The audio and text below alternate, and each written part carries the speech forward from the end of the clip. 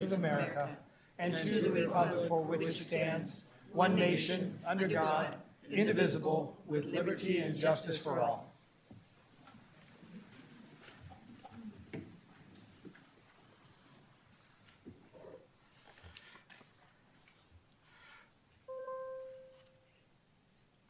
Let the record show that all council members are present this evening, with the exception of Councilmember Mike Bucci.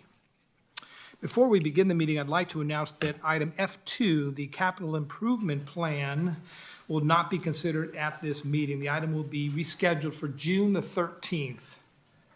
Was there anybody in the audience here tonight that wanted to speak on the capital improvement plan? Great. We're going to issue some accommodations tonight to some real talented and special members of our community. This New York City Council monitors and watches the school board meetings. We watch what happens going on in our schools because we have some really outstanding students that are achieving some really fine accomplishments. And we believe as a community, it's our responsibility to recognize those students when we have the opportunity to do so. And I know a lot of folks scrambled. I want to really thank the city manager, Mr. Benoon, city clerk, Sheila Harrington, for helping to pull this together, because I wanted to make sure that we recognize these students before they graduated, because it was that important to us. So I'm going to ask my colleagues to join me down at the podium below. And the first person that we're going to recognize is Ms. Joy Lee, the student school board member at the Newark Unified School District Board of Education. So colleagues, if you would join me down at the podium.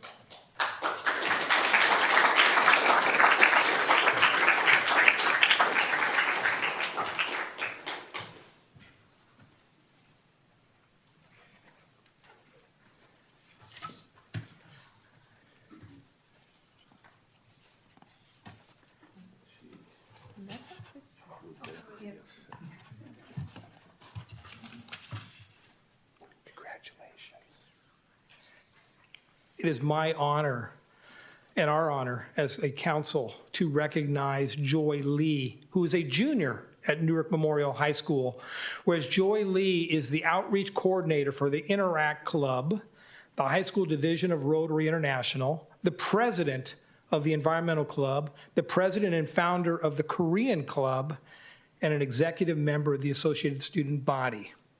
And by the way, she finds time to go to class. Whereas Joy Lee is a member of the Newark Memorial High School tennis, badminton, and track teams, and has qualified to participate in the Mission Valley Athletic League Championships. And where Joy Lee organized a shoe drive during this school year, collecting over 120 pairs of shoes to benefit Souls for Souls, a nonprofit organization that repurposes shoes to create economic, health, educational, service, environmental opportunities for people in need. And whereas Joy Lee is the current student board member for the Newark Unified School District Board of Education. The board is the legislative body of the school district and establishes policies by which the school district operates. Ms. Lee is the student voice at board meetings, highlighting issues, events, and sharing the student perspective on all school board members. Before I go on and read further on the proclamation, as I mentioned, it's my responsibility, it's our responsibility to follow what's going on at the school board meetings. I watch every school board meeting because I need to be able to have conversation with all of our residents, not only about what's happening on the city side, but what's happening on the school board side, because we're a team. We work together because their success is our success. We want to see a successful school board. We want to see our kids succeed at Newark schools. Oh, by the way, Councilmember Matthew Jorgens, a graduate of Newark Memorial High School. Councilmember Mike Bucci, who's not here tonight because he's attending his daughter's event at her school, a Newark Memorial High School graduate. Our city manager, Mr. Benoon, a Newark Memorial High School graduate. So the city and Newark Memorial High School have a real connection, and we've seen the real benefit of the school when it comes to leadership, and Ms. Lee is just one example of that. But as I mentioned, I had the opportunity to watch the school board meeting, and her comments at the close of her presentation, where she was thankful for the opportunity to represent the students at Newark High School. And I think I'm quoting you correctly, Ms. Lee, when you said, "I may be lacking in many things and could always be doing more. I'm open to suggestions and ideas and for things to make me grow." The humble nature of this student, I just read off all of her accomplishments. I'm not sure what she could do more to be more successful in our community. She has so many good places to go. So on behalf of the Newark City Council, it's my honor to recognize Ms. Lee and present her with a proclamation. And I want to thank my colleagues from the Newark Unified School District Board for being here tonight. And if you would stand and be recognized, Board Member Nancy Thomas. Board Member Fong Nguyen. Our Superintendent Tracy Fakar. And I don't think there's anyone else that I've missed. Have I, Ms. Thomas? Okay. So thank you for coming and sharing this moment, because she serves with you and she makes your board better because of her participation. So it's my honor as a member of this city and the mayor of our community to present Ms. Lee this proclamation on behalf of the council, where it says, "We're thanking you, Ms. Lee, for your service to the Newark Unified School Board of Education, for your contributions to the Newark community, and for making us all proud of your accomplishments." So congratulations.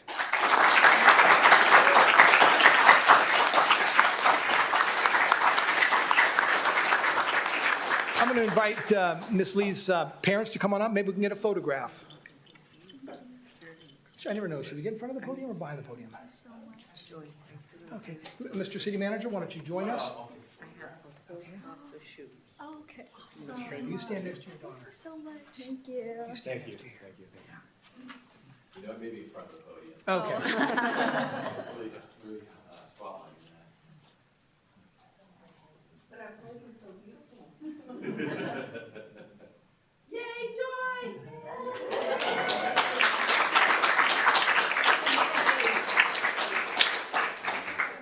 I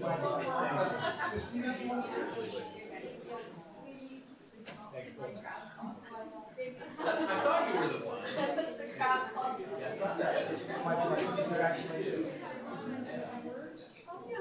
Ms. Lee's going to say a few words. First of all, I just want to say thank you so much. This comes as a surprise to me. I never really expected this. And really, I wouldn't have been able to do any of these things without the people who support me and the people who love on me and always care for me. Especially my parents who are here and my grandparents who give me rides and everything.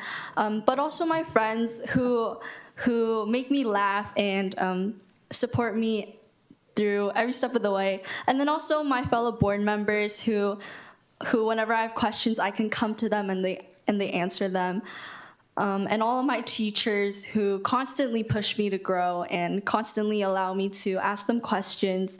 And also for God, because my faith is really important to me. And then without him, I wouldn't be able to be where I am at right now.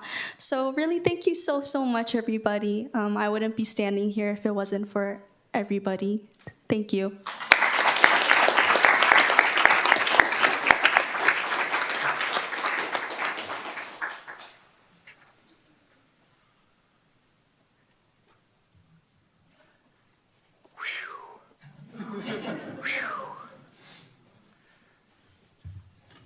We have some really, I mean, it's not like the Newark Rocketry Club is something that's unknown to the community. Year after year after year, the Rocketry Club of the city of Newark continues to excel. We had an opportunity a number of years ago to go over and observe the Rocketry Club and some of the work that they were doing over there. And I was just so pleased that a lot of those rockets, as we were building New City Hall, were kind of moving away from construction, so that was appreciated. But these are some really talented individuals. I want to see all those acceptance letters to all those Ivy League schools and all those UC schools that these kids are going to be attending in the future. And to kind of look out 10, 15 years from now, if they're excelling in this field today, there's nothing that they can't do moving forward. So I would ask all the members of the Rocketry Club that are here tonight, if you'd come up and stand behind me.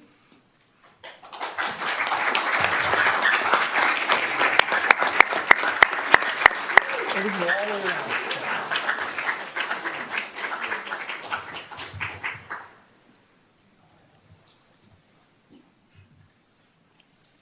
Whereas the Newark Memorial High School rocketry team is comprised of a passionate group of students dedicated to the world of rocketry who are focused on learning about constructing and launching model rockets. And whereas the Newark Memorial High School rocketry team members develop an interest in aerospace and engineering and plan an understanding and gain an understanding of the meaning of rocket science, as well as build connections between physics, mathematics, and engineering. I certainly remember my high school days. Those were not three subjects that I was focusing on.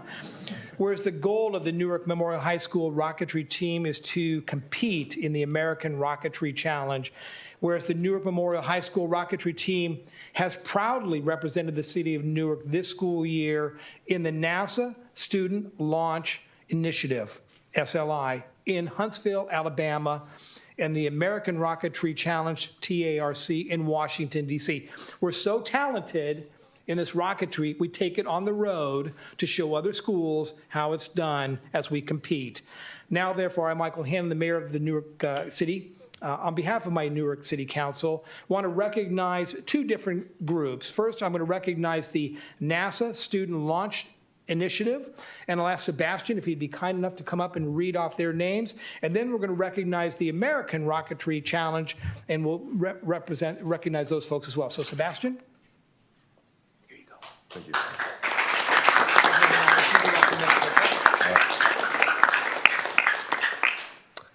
All right, so first off for the awards, we have none other than Zaina Ansari.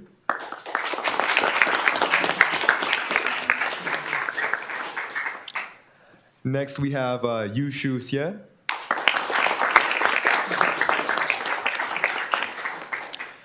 Next, we have Brandon Ramos Bailon.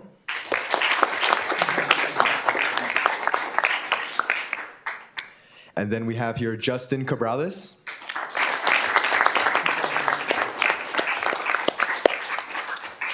Next, we have Aryan Merotra.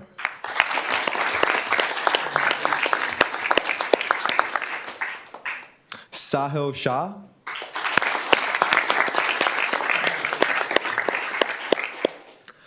Vihan Chokani.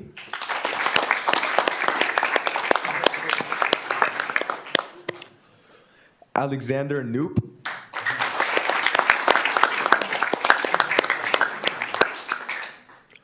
Kastavi Mukherjee.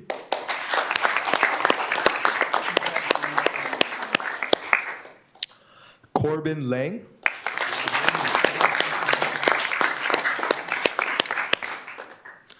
Isaac Pinedo.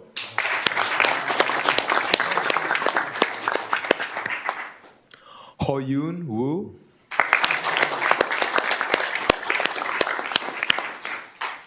Hamza Hassan.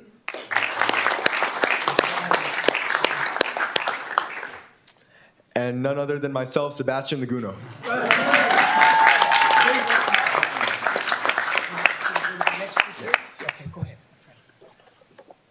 So now I'll be announcing the members of the TARC team at Newark Memorial. First up, we have Batio Ibrahim.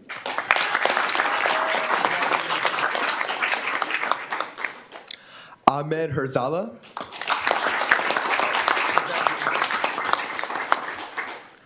Fernanda Noriega.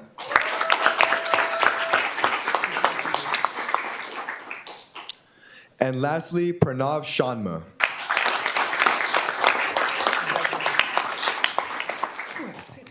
Okay. So this is a little bit impromptu speech here. But first of all, I just want to say I am really, really proud of both teams here, TARC and SLI alike. You know, in the beginning of this journey, we never thought we would be able to represent the school in such a level that we have, looking back at it at the end of the year. And, you know, it all just started with just a couple of friends that just wanted to build some rockets, you know, just wanted to had to further their interest in engineering and physics and all the mathematics and such, all those subjects.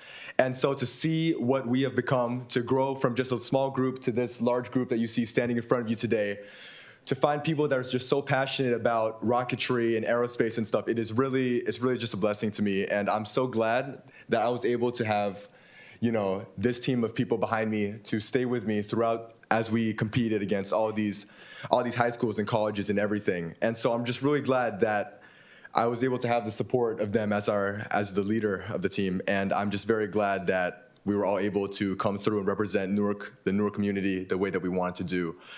Overall, I thank you all for the experience here to speak in front of you today.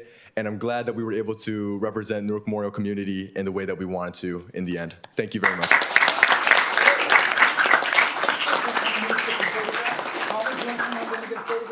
Please. And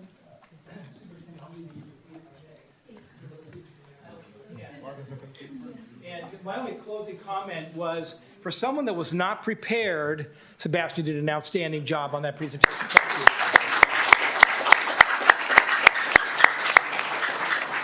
you. So let's get, I guess, get a photo. Should we do it in front again, Mr. Benoon? Get a photograph in front? Sure. Well, let's get in front of the podium. You guys all get in the middle, we'll get it at the end. You guys are the deserving ones. Could you guys tell me what the differences are between the two teams? Yeah, we wouldn't be able to do this in the old city hall.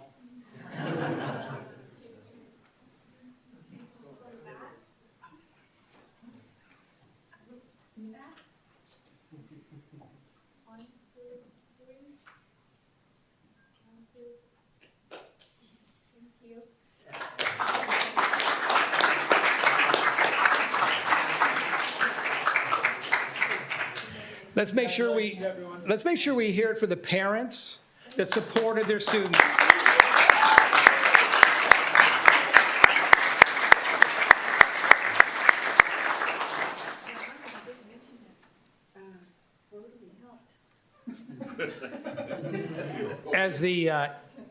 As the current president of Newark Rotary, Susie Collazo, Councilmember Collazo, ensured that we made a significant contribution to the Rocketry Club to help cover some of the expenses. So thank you to Newark Rotary and those other organizations in the community that also participated.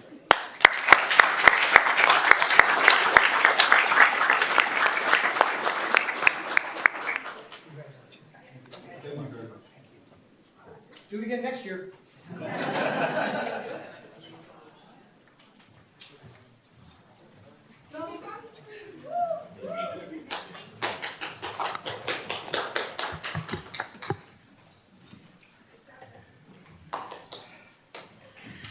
Now that we got all the fun out of the way, let's start talking about budget deficits. No, I'm just kidding.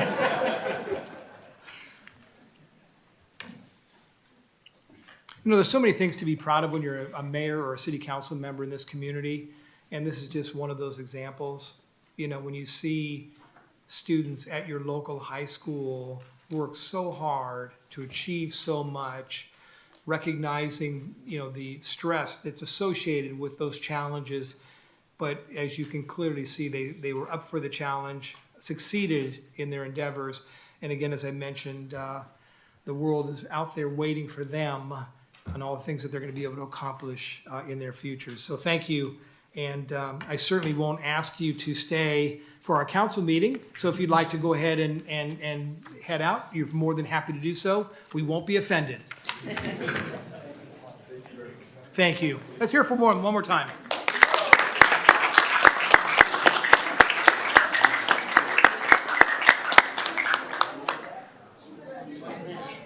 That was fun. That was fun.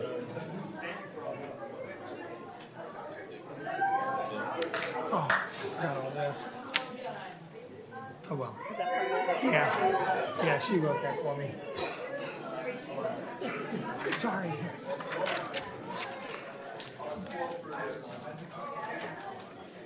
That's what happens when you don't turn the page. I'm telling you, I write myself notes and then I don't read my notes.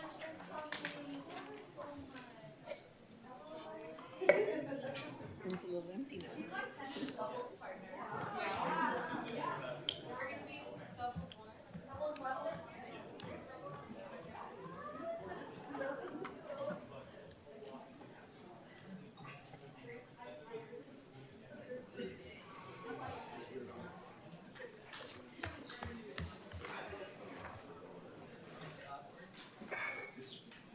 Well, that was fun. That was fun. There's so many exciting things happening in our community, whether it be at the schools, the nonprofits, business, whatever the case may be. And I extend an open invitation to my colleagues. If you know of someone or an organization that merits recognition by this council, feel free to let me know, because that's what makes us a good community, when we take the time to recognize those that are doing outstanding work in our community.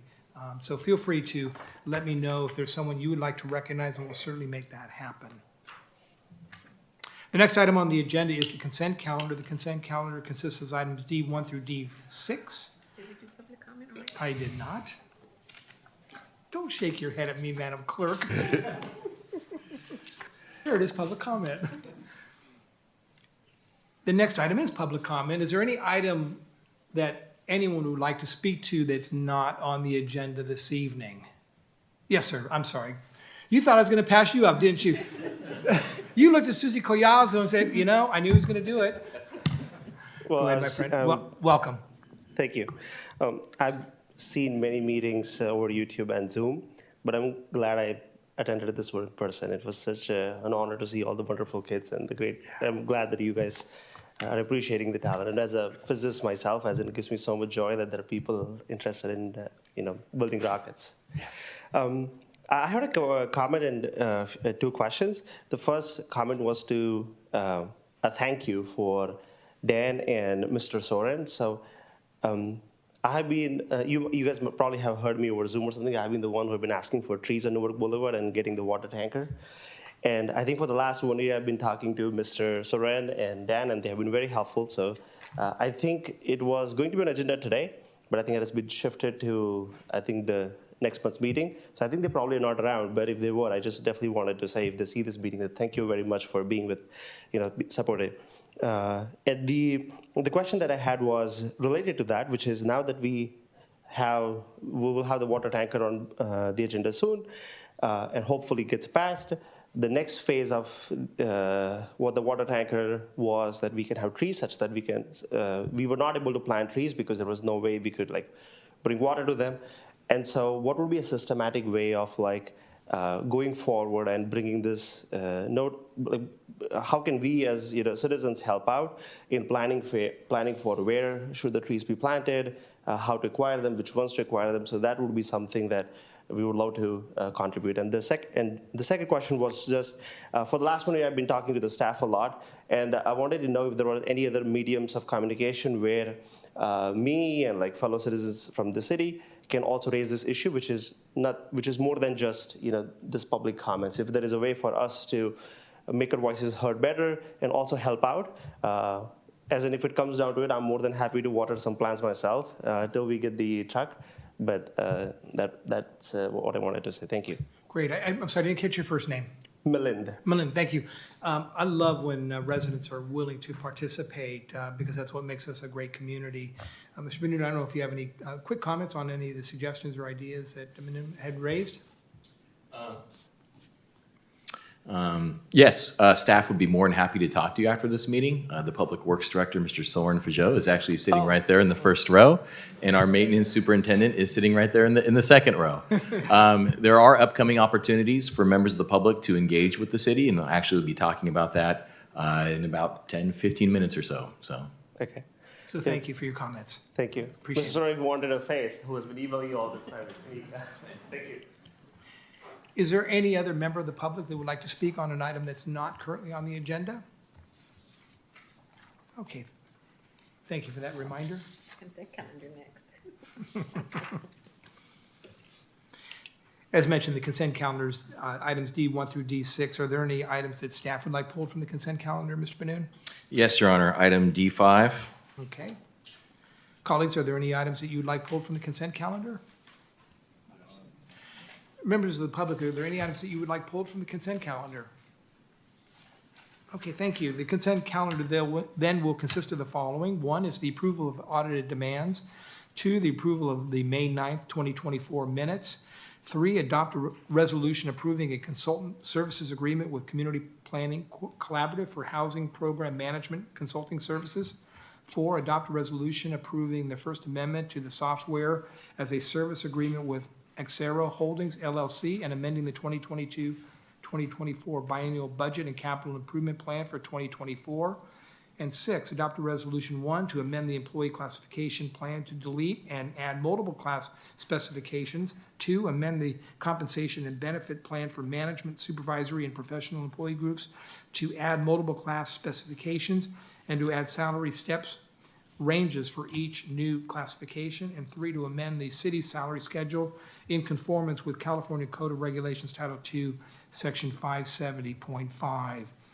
Would somebody like to move those items be approved with any items removed by resolution or ordinance being numbered consecutively and that the reading of the title suffice of introduction of the adoption of the ordinance? So moved. So moved by Councilmember Jorgens. Second. By Councilmember Collazo. We're voting on items D 1, 2, 3, 4, 6. Please vote.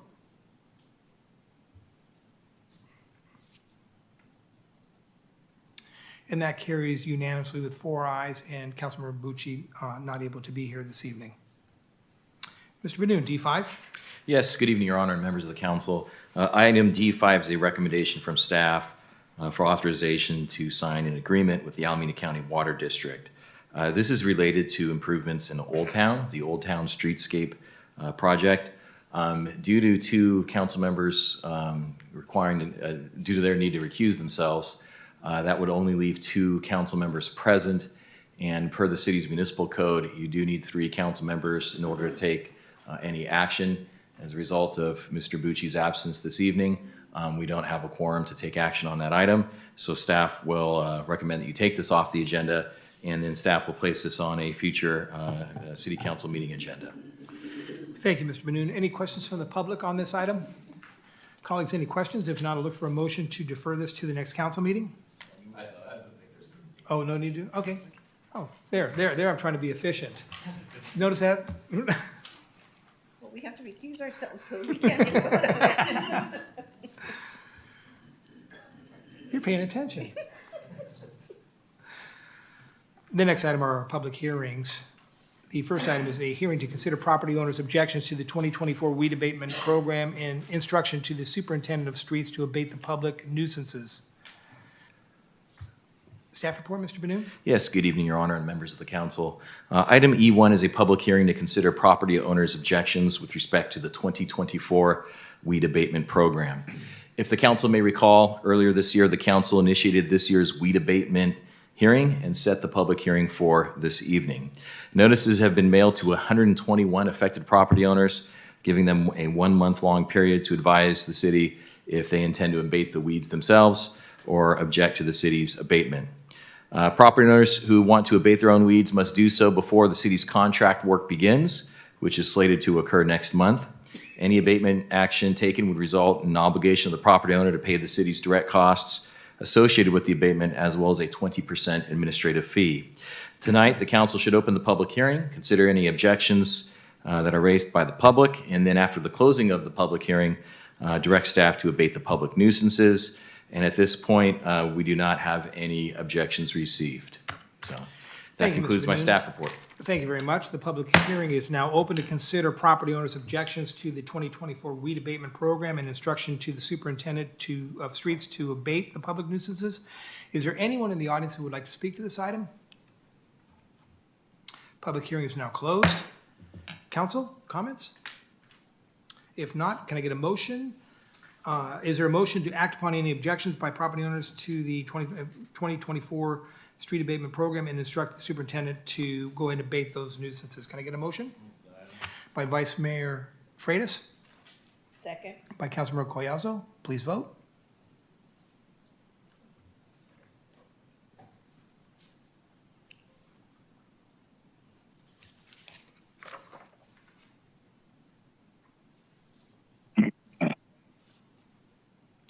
And that carries with 4 ayes and Councilmember Bucci unable to be here this evening. The next item is a presentation by Godby Research on the results of the community survey conducted to identify community priorities and to update the hotel tax. Mr. Benoon? Yes, good evening, Your Honor, and members of the council.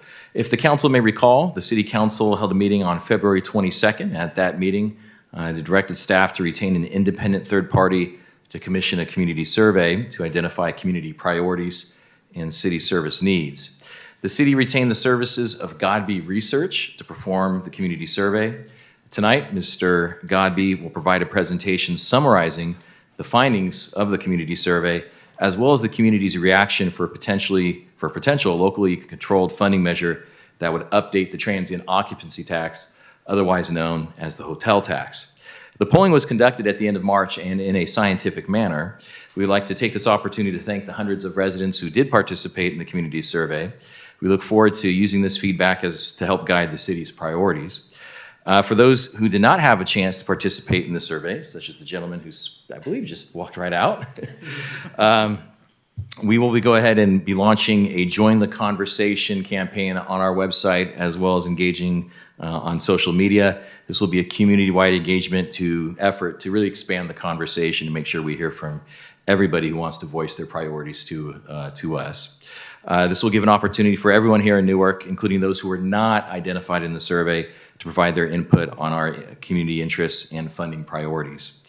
After the council receives the presentation from Mr. Godby, and assuming there are no objections from the council, staff will continue with community outreach to join the conversation and will return to the council at a future meeting with a recommendation for a potential ballot measure for voter consideration.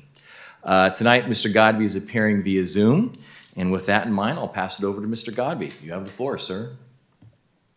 Thank you very much, Mr. City Manager, Mr. Mayor, members of the council. I'm pleased to be here this evening.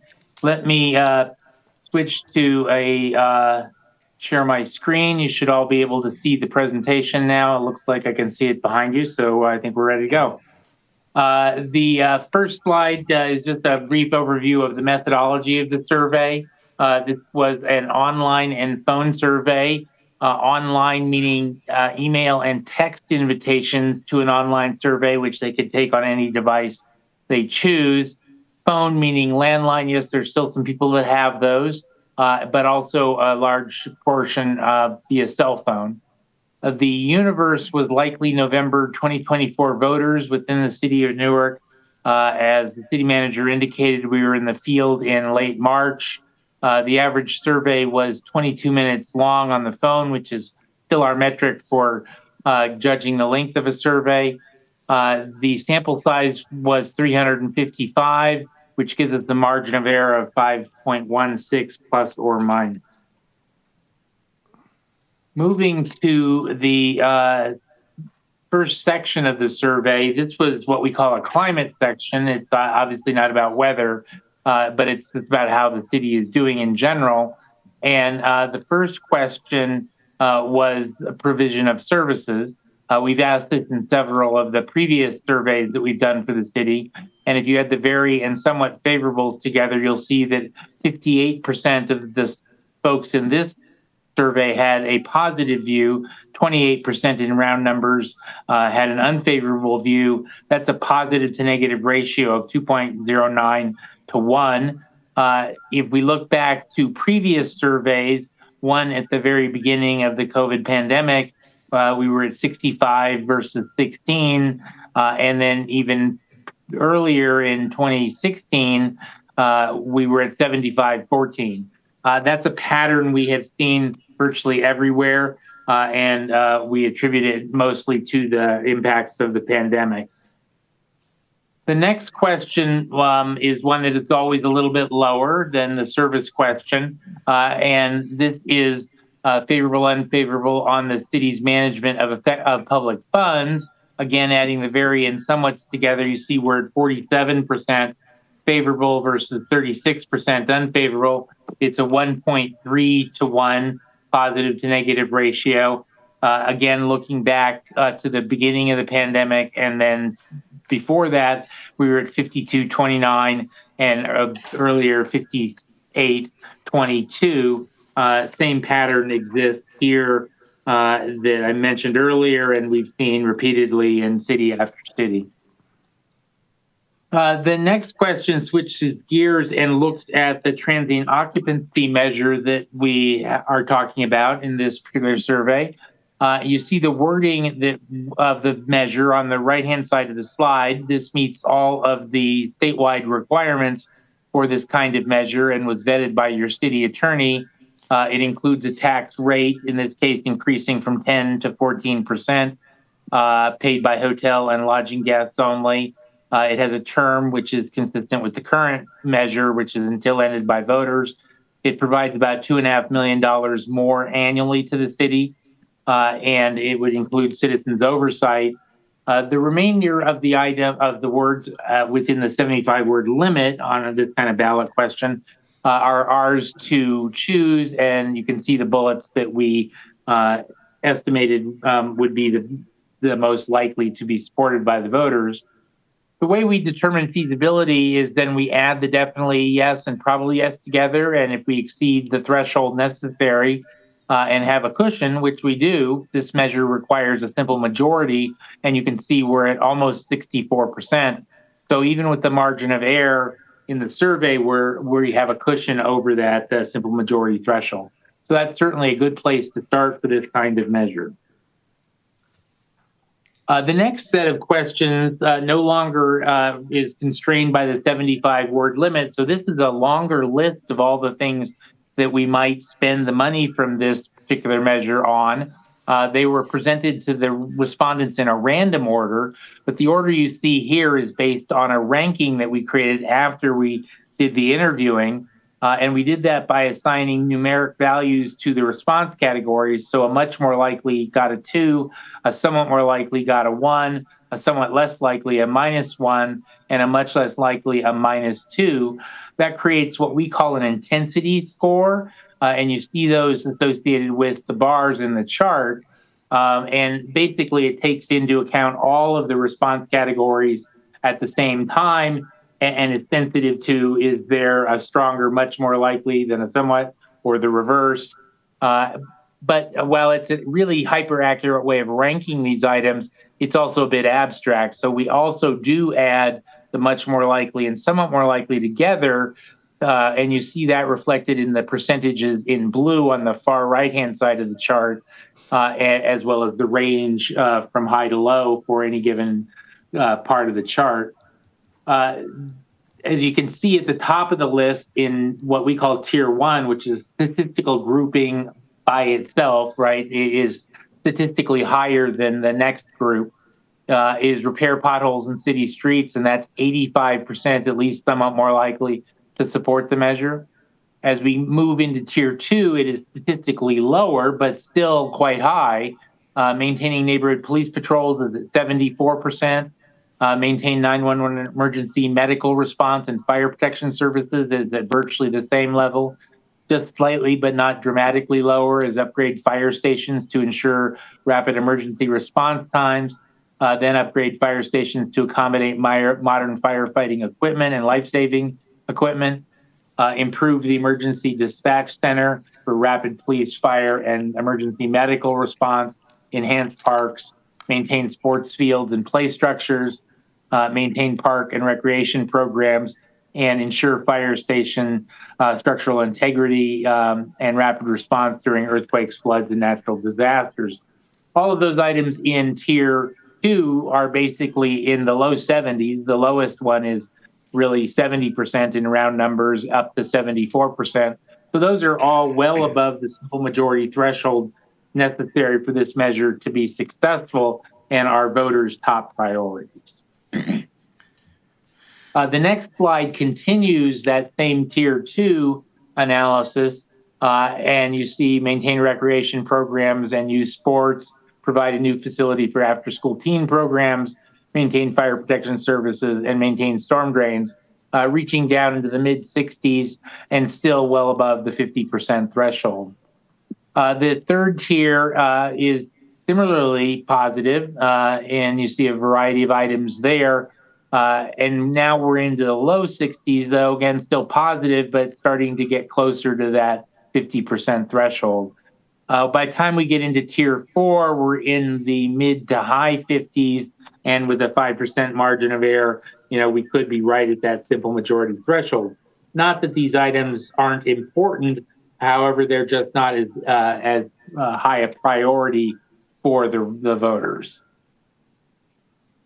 The next slide shows a variety of informational statements in the second slide.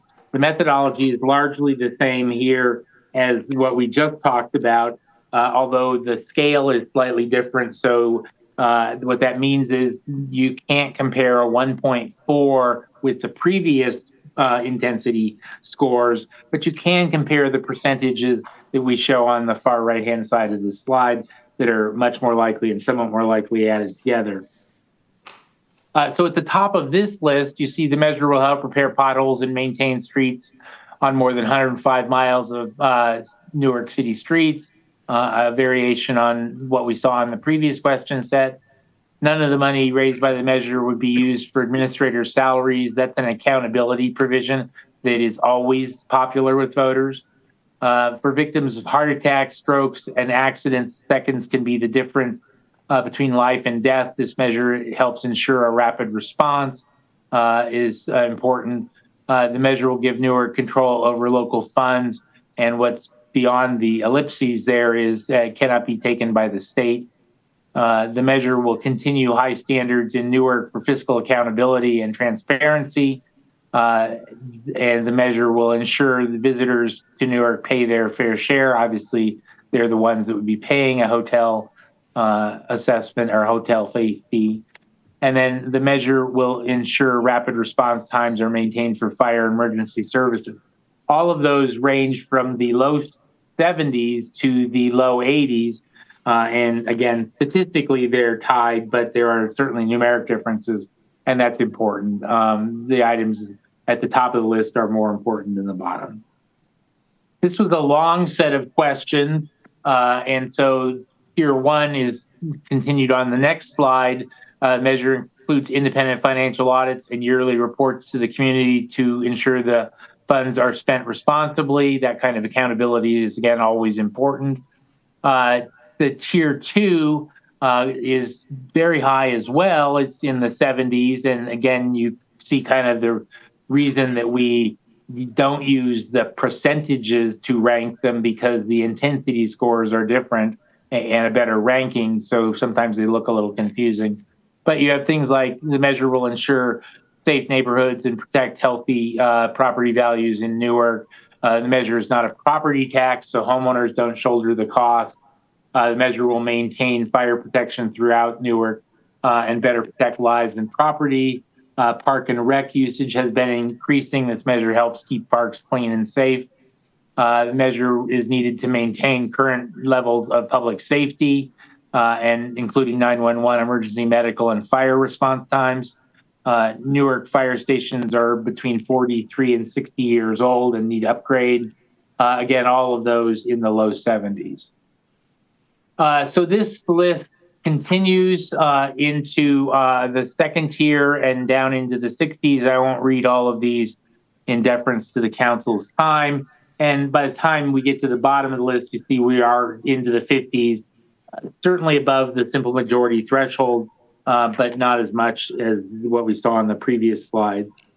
There were also some negatives in this battery of questions that had an impact. And so what we do at this point is we come back to our ballot question a second time, and we look to see what this discussion, pro and con, has resulted in. And you see we started at 63.7 before they had any information. And even though we've talked about positives and negatives, you see we're at 64% right on the mark after that discussion. And that's certainly a good place to be for a measure that requires a simple majority. The final slide was as asking a respondent their opinion or their forecast for the economy. And you can see 26% think it's going to be better, 43% think it's about the same in the fall, and 24% think it's going to be worse. This is one of the betters that I've seen in the last 6 months. Most of them are in the high teens.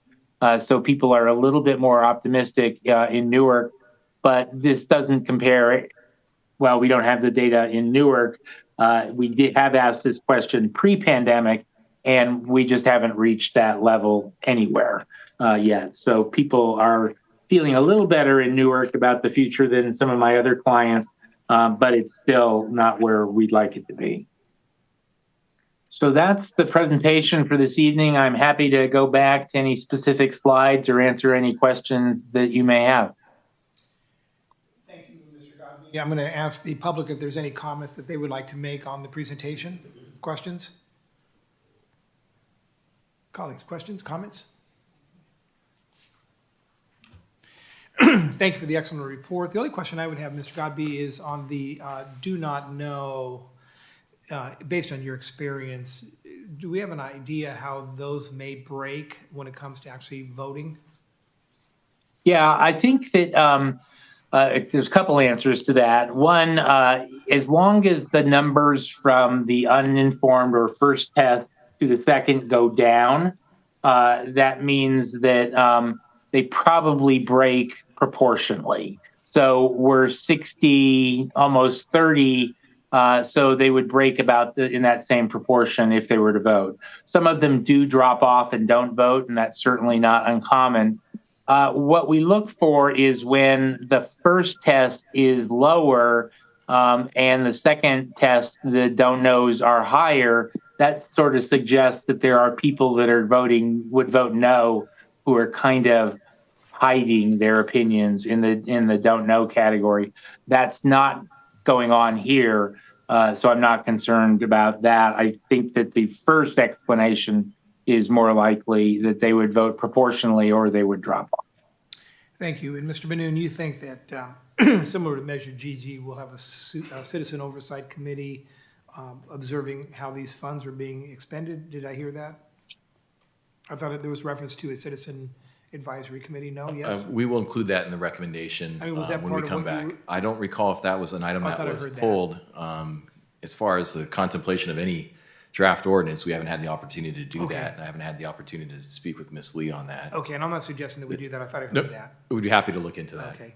And as I look at kind of the draft language of what services we're going to, improve or maintain, certainly want to consider and respect our residents who identified the potholes in the city street conditions. I'd almost kind of move that one up to the forefront to at least recognize that we heard them and put that top of the equation. Any other comments or questions? Seeing none.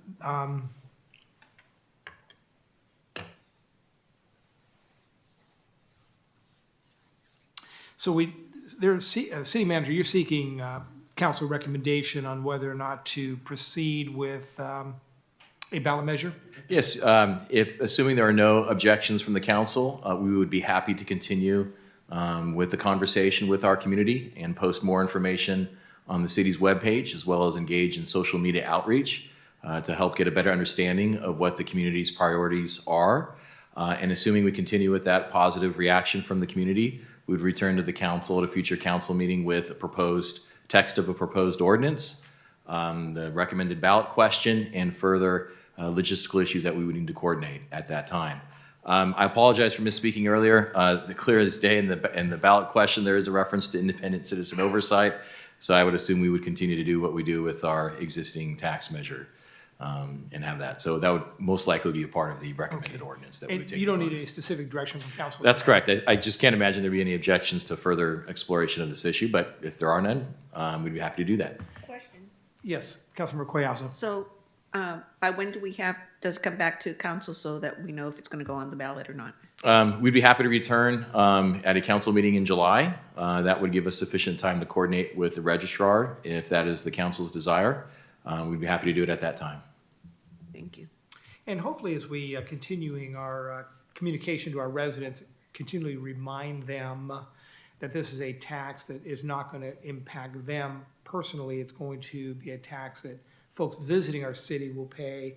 And oh, by the way, it wasn't included in the report, but the 10% transient occupancy tax that we currently charge, if I'm not mistaken, Ms. Lee and Mr. Benoon, is significantly lower than most other communities in the Bay Area. That's correct, Your Honor. The hotel tax in Newark is at 10%. And per the report the council received a few months ago, back on February 22nd, that amount is low in comparison to surrounding agencies. And so the recommendation from the hotel consultants that we have would be to update that ordinance to make it consistent with other jurisdictions. Good work. Good work on this. We appreciate it. We look forward to it coming back. So, Mr. Godby, thank you for your assistance with us. You've assisted us on other surveys, and your work has been outstanding. We appreciate it. Thank you. Thank you very much, Mr. Mayor. Have a good evening. Thank you. Ladies and gentlemen, I'm going to take a 10-minute break. We will return and renew the council meeting at 8:05. Okay? We stand adjourned.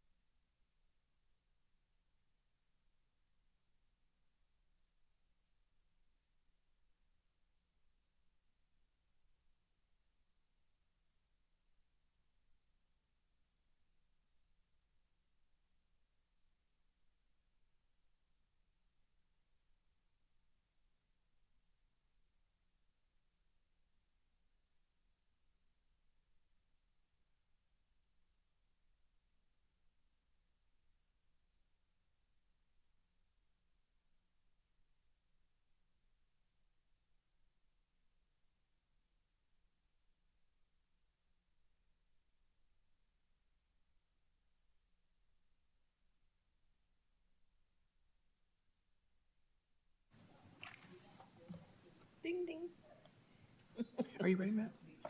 Okay. Ladies and gentlemen, I call the City Council back into session. The next item is the presentation of the draft 2024-2026 biennial budget. Mr. Benoon? Yes, good evening, Your Honor, and members of the council. If the council may recall, a few months ago, the council held a work session to discuss the development of the upcoming 2024 through 2026 biennial budget. At that work session, staff identified some key objectives for the city to pursue in the next biennial budget cycle. Council provided some feedback and further direction. And since then, staff has had the opportunity to go ahead and prepare a draft 2024 through 2026 biennial budget. That was attached to the staff report. I thank the council for taking the time to go through the budget document.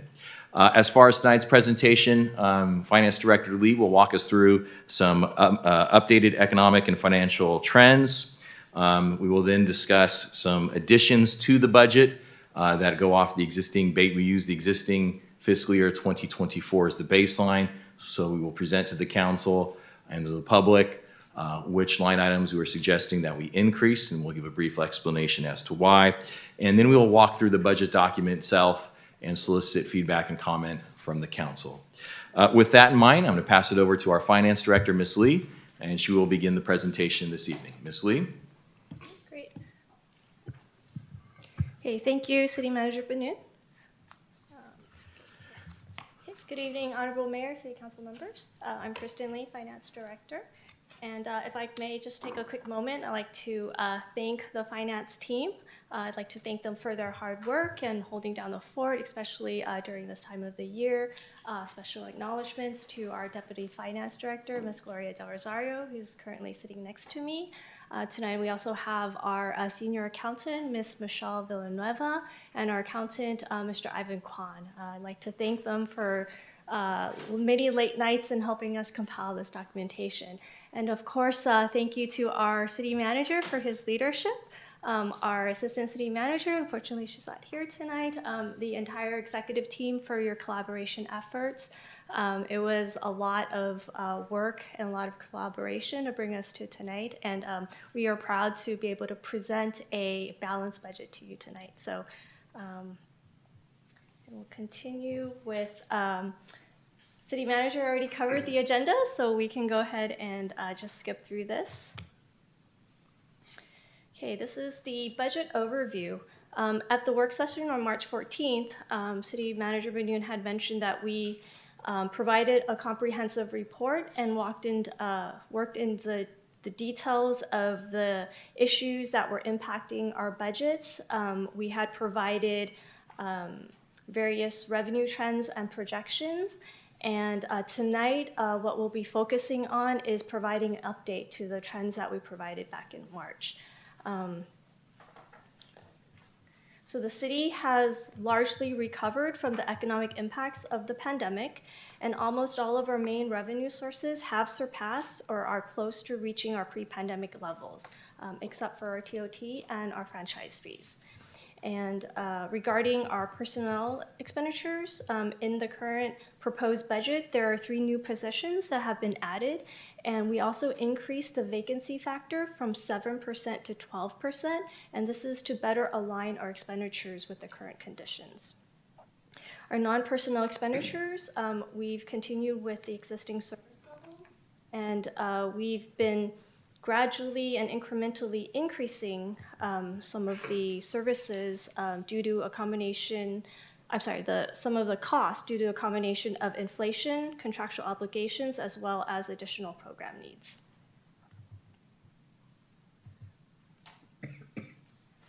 Okay, and this is our economic outlook. So the economists are forecasting that we have tempered or stagnant growth for the upcoming year, bearing any significant events that could disrupt the local economy. For 2024, the economic environment is characterized as tempered growth rather than stagnant.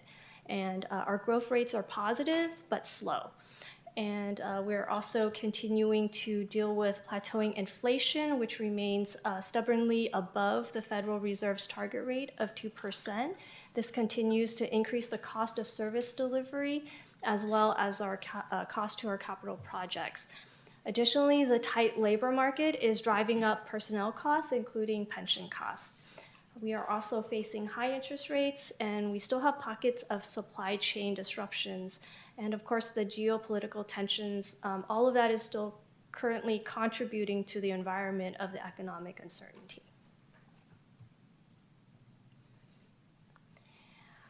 As of April 2024, the Consumer Price Index, CPI, for all urban consumer increased 3.4% over the past 12 months. And this increase is primarily driven by rising costs in shelter and gasoline, and which together accounted for over 70% of the monthly increases. The energy index actually rose by 1.1% in April, but the food index actually remained unchanged.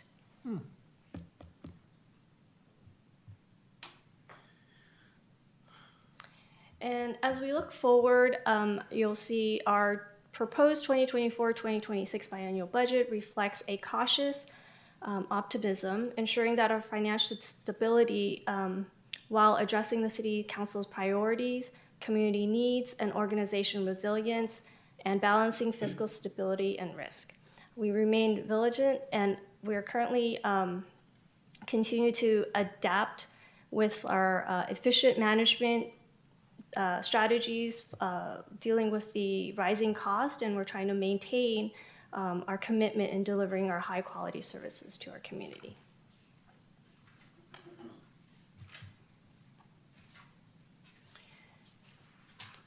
So on this slide, this is the updated fiscal year 2024 projections. Our projected general fund revenues are expected to be $82.2 million. Property tax estimates are at $30.5 million, and sales tax are projected to be at $22.8 million. And Bradley Burns is at $15.5 million, and the Measure GG makes up $7.3 million of the $22.8 million. Our transient occupancy tax is projected at $5.1 million. This is still below the pre-pandemic fiscal year 2019 level. And at that time, our TOT revenues were at $6.7 million. Utility users tax currently projected at $4.4 million. And in our licenses, permits, and fees category, that's currently projected at $10.9 million. And this is modestly higher than the current budget and the fiscal year 2023 results, which are at $10.5 million. This increase is mainly due to the construction and building permits and an increase in the recreation program fees. The other revenue category includes investment earnings, which is significantly increased from our prior year investments. And also we have an updated policy that allowed us to invest more funds into the California Asset Management Program, which is CAMP. And CAMP is at a rate of 5.5% compared to the LAIF agency fund, the local agency fund, which is also known as LAIF, and that rate is at 3.9%. So while our 2024 projected revenues are expected to grow modestly compared to 2023, our projected expenditures for fiscal year 2024 are also projected to be higher at $77.1 million. Personnel expenditures are estimated to be higher due to cost of living increases, as well as additional police overtime for fiscal year 2024. The non-personnel expenditures are estimated to be higher based on increased cost and the activities related to contractual services, utilities, public liability insurance, along with the higher contract cost for the Alameda County Fire Services compared to prior fiscal year. The fiscal year 2024 projection shown here reflects a lower net operating result of $5.1 million compared to our fiscal year 2023 actuals. Oh, my apologies. So for fiscal year 2024, we are estimating a surplus of approximately $210,000 after transfers. The 2024 transfers include $100,000 from the special revenue fund for the police analytics software, and this was special revenue money that was secured by Kansan Chu for the auto theft prevention program.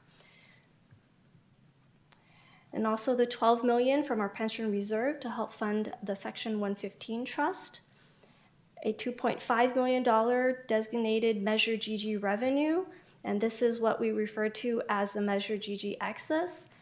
This is the revenue that is left over after all project costs and debt service related to the Civic Center are paid, which means our revenues are coming in higher than our debt service payments. And the one-time payment of $12 million that will actually be funding a Section 115 trust. And this is the $12 million that came in from our pension reserve fund.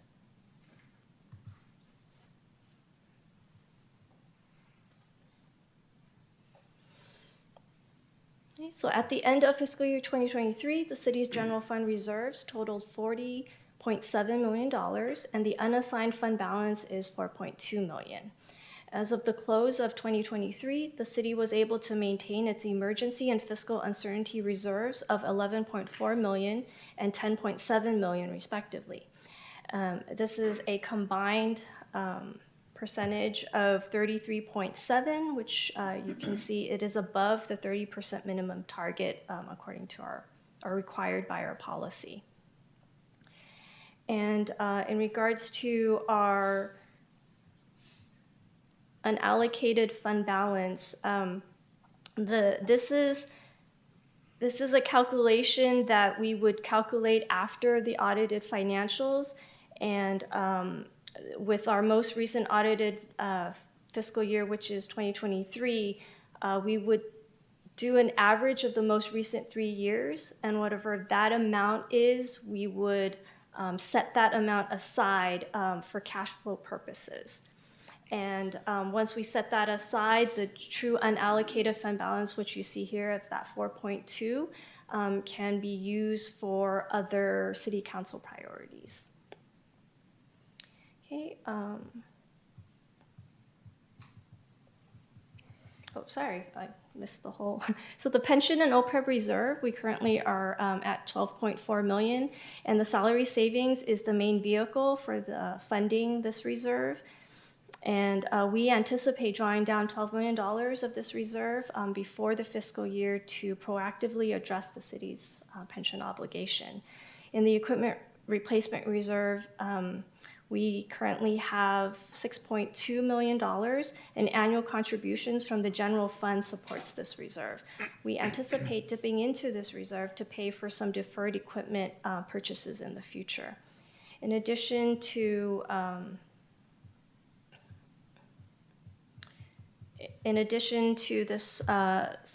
this target, we also have an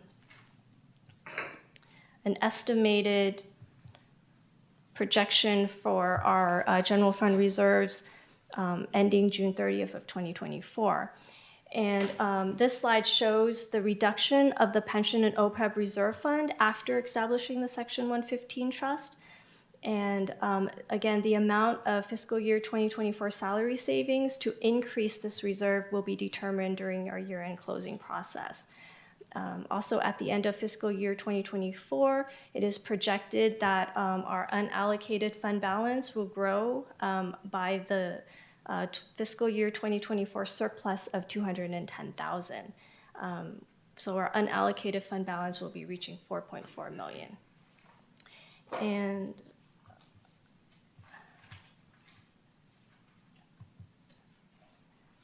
these are the assumptions that were reflected in our proposed fiscal year 2025 and 2026 budget.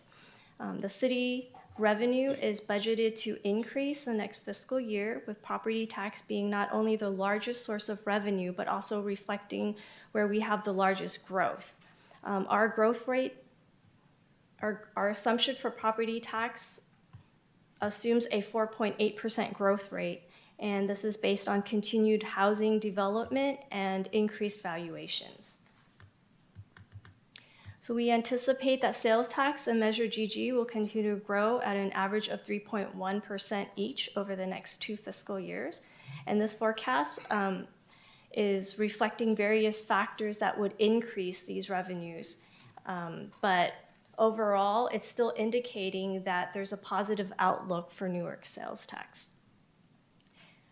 The TOT revenue, as we mentioned, is still recovering and has yet to reach their pre-pandemic level. However, we do see a steady growth in the volume, and therefore we are projecting a 3% increase. And then for all other revenues, which includes charges for services, licenses, permits, and fees, as well as investment income, we are budgeting a slight increase of 2% at this time. For the personnel expenditures, comprising about 49% of the total expenditures, this includes our cost of living adjustments and increases for both benefits and pension costs.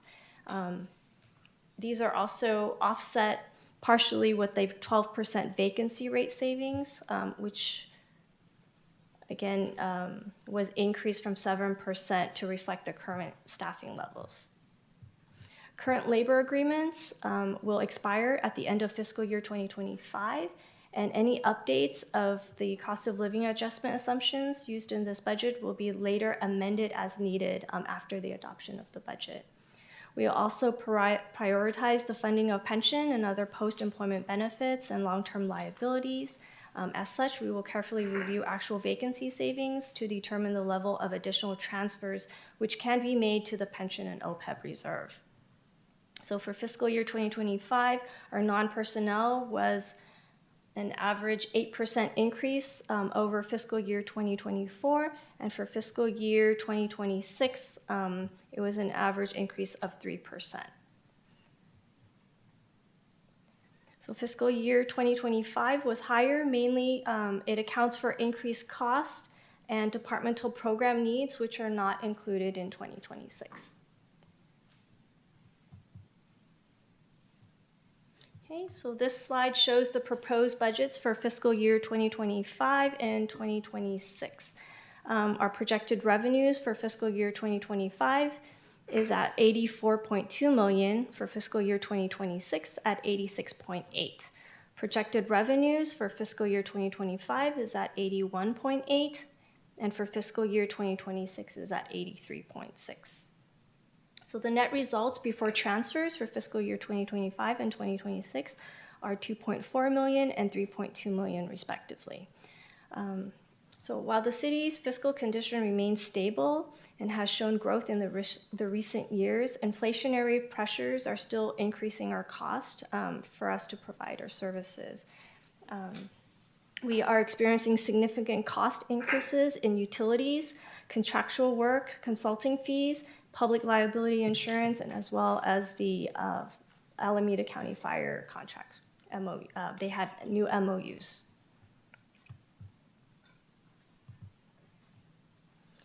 These are projected surpluses after transfers. Fiscal year 2025, we have a small surplus of $30,000. And for fiscal year 2026, it does increase back up to almost $490,000. So again, these projections reflect our cautious optimism, ensuring that revenues are expected to cover our expenditures. It results in a positive net operating results after transfers for both fiscal year. And the transfers, as seen here, includes, again, $100,000 from the Special Revenue Fund secured by Kansan Chu for the auto theft program. And then in fiscal year 2025, you also see $157,000 that was transferred from the residual ARPA funding to help fund a new resource center. In fiscal year 2025, the 2.6 on the measured GG excess line, this is the designated or excess measured GG revenue. And then for fiscal year 2026, the excess measured GG revenue is at $2.8 million.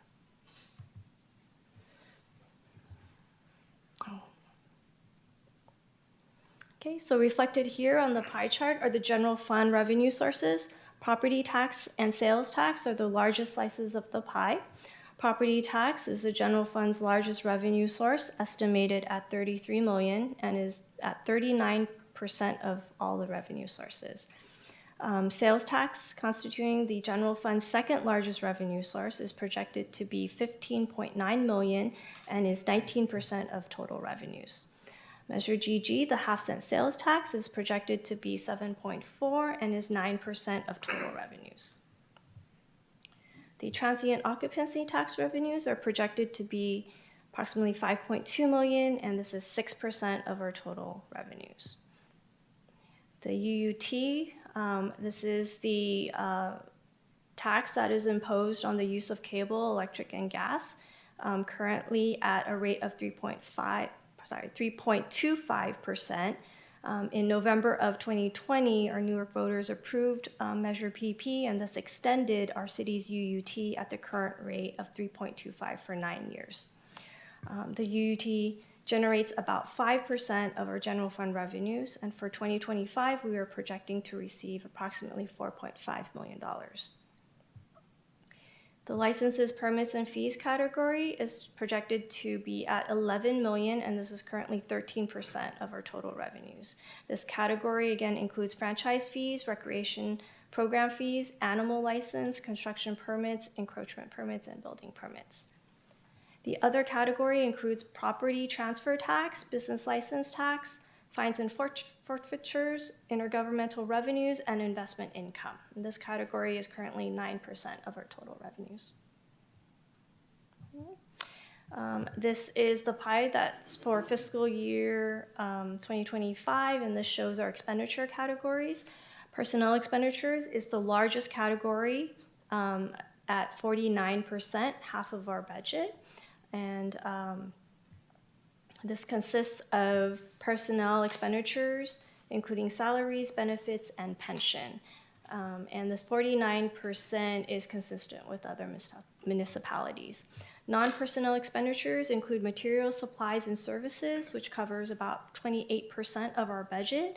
And the Alameda County Fire Department contract for fire services is 17%, with the remaining 6% as our Civic Center debt service payments.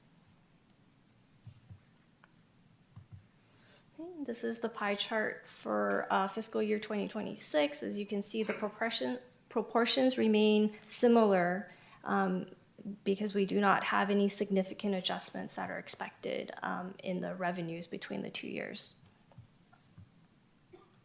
Okay, just like the revenues, the proportions for our expenditure categories between the 2 years are very similar as well. And this slide highlights the 5-year forecast reflecting our projections for our revenues, expenditures, and transfers through fiscal year 2029. Again, our revenues are expected to grow by an average of 3% year over year. Property tax is anticipated to grow at a slightly higher rate than other revenue sources, contributing to the steady increase of our revenues. And sorry, I just lost my mouse. The detailed breakdown of our growth composite year over year. So it is a 4.8% increase in our property taxes, 3% in sales tax, 3% in TOT, and an average of 2% for all other revenue sources. Personnel expenditures, again, we are expecting and forecasting a growth of 3% annually. There is a bump in the non-personnel expenditures between 24 and 25, and this is due to new programs that are added and new program needs that are included in 2025. And our city manager will go into more detail of that in the following slides. The net results of before transfers for each of the fiscal year are presented here as well. However, the net transfers and the one-time payments, which does vary by year, there is a smaller availability of funds as we, So the results in the net revenue before transfers for each of the fiscal years are presented. However, there's a net of However, in the net of transfers and one-time payments, which varies by years, there is a much smaller availability of funds after we make those transfers. This is primarily because Measure GG excess revenue is earmarked for debt service payments, and then the excess is earmarked specifically for capital projects, or it's prioritized for capital projects. So our financial health, all in all, we anticipate a healthy and positive 5-year outlook as revenues are expected to cover our forecasted expenditures. But this is given that it's under the current conditions. I just like to note that we do have several or a dozen of master plans that are currently in process. And so once we have those plans adopted, our expenditure levels will change depending on the priorities that are presented from those plans. With that, I will pass it back to City Manager for the next section related to budget additions and supplements. Thank you, Ms. Lee. Before we go any further, does the council have any questions for Ms. Lee? I know we presented a fair amount of information. Thank you, Mr. Mayor. Before I turn it over to my colleagues, is there anybody in the audience that has any questions or comments up to this point? Colleagues, questions, comments? I have a question. Councilmember Collazo. So franchise fees, how come they haven't gone up to pre-pandemic? I mean, Well, regarding the franchise fees, they are somewhat tied to our UUT services as well. And so there's been a big change in the cabling industry, and therefore it does affect our franchise fees. okay, so it's UUT then. It's tied to the UUT services. So, for example, there's a change after the pandemic. There's been a change in how users are using their utilities, and so that might cause an increase due to electricity costs. But then there's a structural change in how the cabling service is offering their service, so they're bundling a lot of their services, and therefore those services aren't available the same way they were pre-pandemic. Thank you. Yeah, and I'll give you a real life example. None of my kids subscribe to cable. I don't either. And I think we've lost a lot of folks that would normally be paying a fee through cable. But unfortunately, we're going to see an increase in the utility tax when it comes to higher electrical costs, unfortunately. So we have a number of questions and comments, and it's really more for those that are watching from home to make sure that as we do our presentation, they're as clear as possible to them as well. Let me start with the current vacancy rate. We're increasing that from 7 to 12%. So I'm assuming we have some historical data that shows that our vacancy rate has probably been in the nature of about 12% over the last period of time, and that's resulting in our making that adjustment. Would that be correct? that is correct, Your Honor. Our historical vacancy rate ranges between 10 to 15%, but it has been staying at a closer to 14 to 15% level. And so it was just, that was the indicator that we should be increasing it. So in the past, we've kind of used the 7% as a healthy medium. But this year, we've increased it to 12%, which really isn't our actual full vacancy rate. And, you know, I really support Mr. Benoon. When we look at our budget, we do look at it from a kind of a conservative perspective because you never know when there's going to be a downturn or you're going to have to make a significant adjustment, i.e. COVID. So I appreciate those. And I think whenever we make budget decisions that actually show that we're being smart when it comes to identifying revenues, that we highlight that in our budget document so people know that it's such a fluid document that we're making tweaks and changes all the time to kind of reflect, you know, our budget process. You mentioned on the economic outlook, tight labor market, lower. City of Newark is actually experiencing a lower unemployment rate than a lot of other parts of the Bay Area, from what I understand.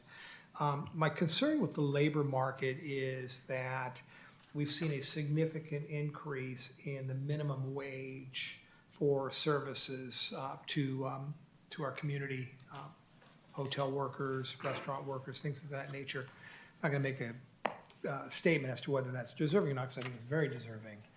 But I think that at some point that may affect the unemployment rate at some point, because businesses are going to be looking at for different models to deliver services with an opportunity to reduce labor costs. And so that is of concern to me. So I'd like, Ms. Lee, if you would keep an eye on the unemployment, and if we can pinpoint how the increase in the minimum wage has impacted that, I think that would be important for us to know. The inflationary rate of 3.4%, and I heard you indicate that that's primarily due to housing and energy. Shelter and I was gas. surprised to hear that food has kind of stayed somewhat stable. So when you say that, is that just this year over last year? It's not reflecting kind of the cumulative increases in food that our residents may have experienced over the last several years, where inflation has kind of steadily gone up over that period of time? It's the cumulative, and yes, it's more just for this year. The previous years, I know, if I recall, there was a significant increase, I think about 6%, but that was not this year. Okay. I just want our residents to know that even though inflation is at 3.4%, we recognize that cumulatively inflation's been really high. Yes. It's impacted a lot of residents over the last number of years when it comes to food and energy, and so we're certainly sensitive to that. The 5.09 TOT anticipated revenue, that doesn't include, obviously, our hope that our residents will allow us to raise that rate from 10 to 14%. That would be correct? Yeah, that's at our current rate, 10%. The, you mentioned, and I hadn't heard this before, and again, we need to highlight where we make budget decisions that are really to the benefit of our community. And you highlighted one of those, and I'm going to get the acronyms wrong, so I excuse myself. You mentioned we've gone from LAF to CAM. I can't remember if those were the two organizations or not. Yes, so we traditionally had invested more money in LAIF, and when we were able to update our investment policy, that allowed us to put more money into the CAMP account. And the CAMP does offer the higher rates. They do have different investment options that LAIF actually works with. They have long-term, short-term, and so therefore their rates have, for the past year, have been between 5.4 to 5.6%, and currently they're still at 5.5%. So again, Mr. Benoon, that's a great opportunity that we took advantage of in recognizing that there was additional revenue out there that we could secure by simply moving our investment portfolio over to this other camp.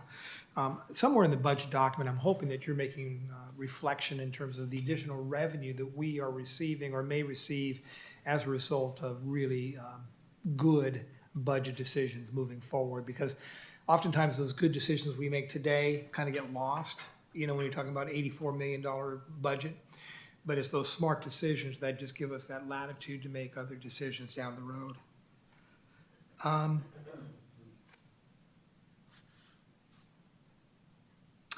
On your 5-year forecast on slide 18, I'm always interested in, I see the projections, but I'm always interested in how good were we in terms of getting close to what we thought would be the projection for the current year, for example. So in 2024, we laid out, these are our projections. If we could add maybe one more column to say, this is what we thought it would be, and this is how close we were. That's not here, is it? For example, for the 2024, what we thought would be the projection on the revenue and expenditure side, we don't have that information here, do we? I don't have it in tonight's presentation, Your Honor, but we typically do provide that as part of the mid-year presentation as well. I'm always interested in that, and I always forget what it was. I'm always interested in, as we look at our budgets, and I know their projections, and we do the best that we can to get as close as we can to these projections, but it's also a good reminder to our residents as they're watching these to say, we were really close on these projections. And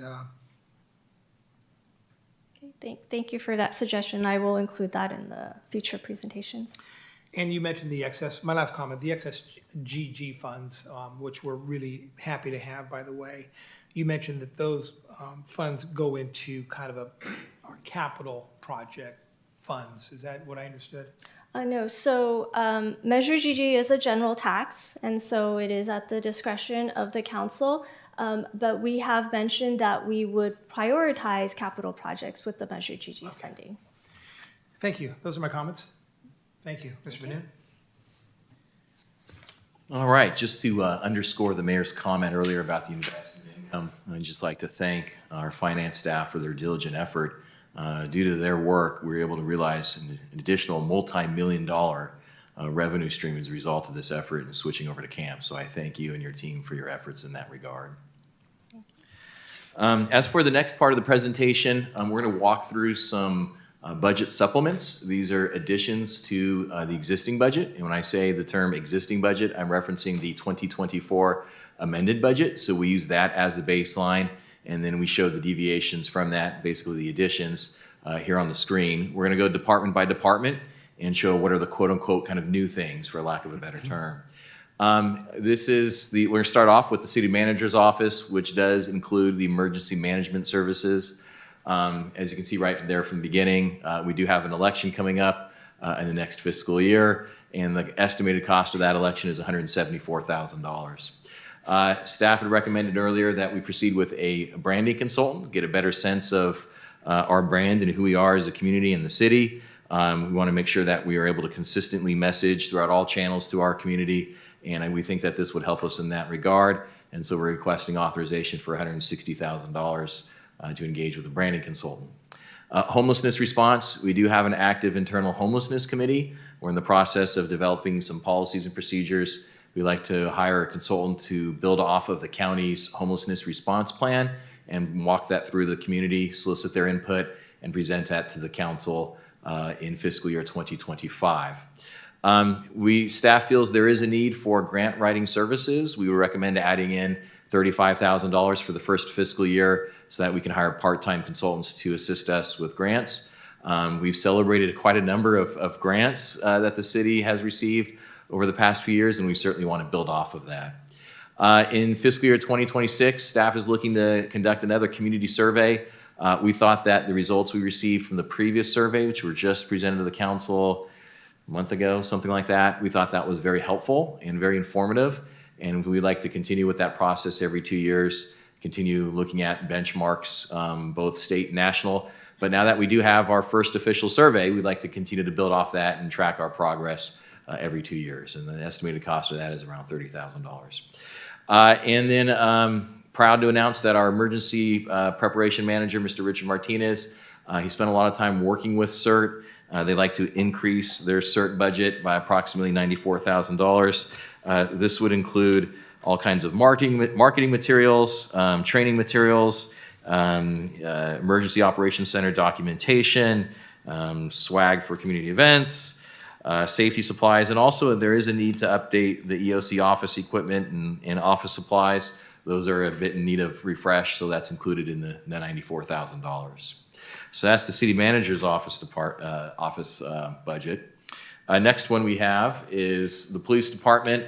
A fair amount of these are existing programs where simply the costs of these programs have gone up, and so requesting that these line items be adjusted to reflect increased costs in current markets. Employee awards and recognition ceremonies. We proud of our police department for celebrating all of the accomplishments that their employees do perform for our community and doing a fabulous job in recognizing the officers for their work. We do have some budget for that right now, but we'd like to increase that by an additional $10,000. In-time scheduling software, this would be a new program. The existing service we have does require a fair amount of staff work. The additional cost of $12,000 would essentially be make it very easy for staff to address the difficult scheduling that we have to do with our officers because it's a 24/7 operation. So we want to make sure that the scheduling is done appropriately and efficient for staff to do that. Supplies and uniforms for new recruits. As the council and the public is aware, There is a shortage of police officers. We seem to be faring better than neighboring jurisdictions, but as a result of the onboarding of new officers, we do need additional funds for supplies and uniforms. The same is true for lodging for police department trainees. We're sending more and more of recently hired police trainees to the academy, and we do offer to pay for their lodging costs. I skipped the crime tracer line. This is $33,000 for 2 computer programs. One reflects an updated pricing cost, and the other reflects absorbing the cost of an existing program. We had secured funding through a one-time funding source through a grant, and that grant has run out, and so we'd like to absorb that in the city's operating budget. Strategic planning workshop. The police department did host a strategic planning workshop last fiscal year. It was very helpful for them to determine and flesh out their strategic plan, and so they're looking to add that to the city's operating budget, so it'd be there going forward. School crossing guard services, that reflects increased costs as a result of the services. It is difficult to recruit for those positions, and the companies that we work with, or the company that we work with, is requesting further funds for the next fiscal year. And then also veterinary costs have increased as well. So that's our police department. Continuing with public safety, as the city council is aware, the city contracts with Alameda County Fire Department for their services.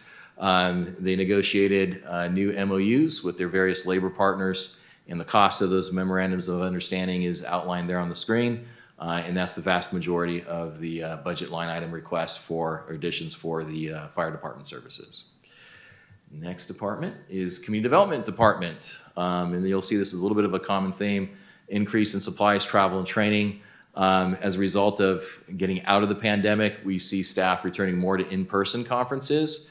And so as a result, we're requesting that those budget line items be increased to accommodate those requests. We had talked previously at the last workshop about adding a housing policy and programs manager. This would be a full-time position that would implement the various programs that are contained in the recently adopted housing element. The cost of that FTE is listed right there. I do note that the cost of that would be offset, and that's a little bit lower, about use of the community development maintenance fee. And I believe it was a 40 or 50% of that FTE would be paid for using that fund. And I also note that to the extent that we have that policy and programs manager working on implementing the affordable housing programs, to the extent they're doing that, we could potentially bill some of that to the affordable housing fee fund, which would then free up general fund. Assistant associate planner, that is also being funded in part by community development maintenance fee, as well as a reduction of contractual services. So to facilitate the adding of those positions, we recommend deleting $97,000 for the first fiscal year in contractual service budget to accommodate this request. And that's our community development department. Public Works, again, as we emerge out of the pandemic, requesting an increase in supplies, travel, and training budget so that staff can continue to attend in-person conferences. We do have some large projects that need to be reviewed by our building inspection department. The costs associated with those are right there. Those will largely be paid for by revenue received from the project applicants, but we do need to increase those expenditures there. And then recreation and community services.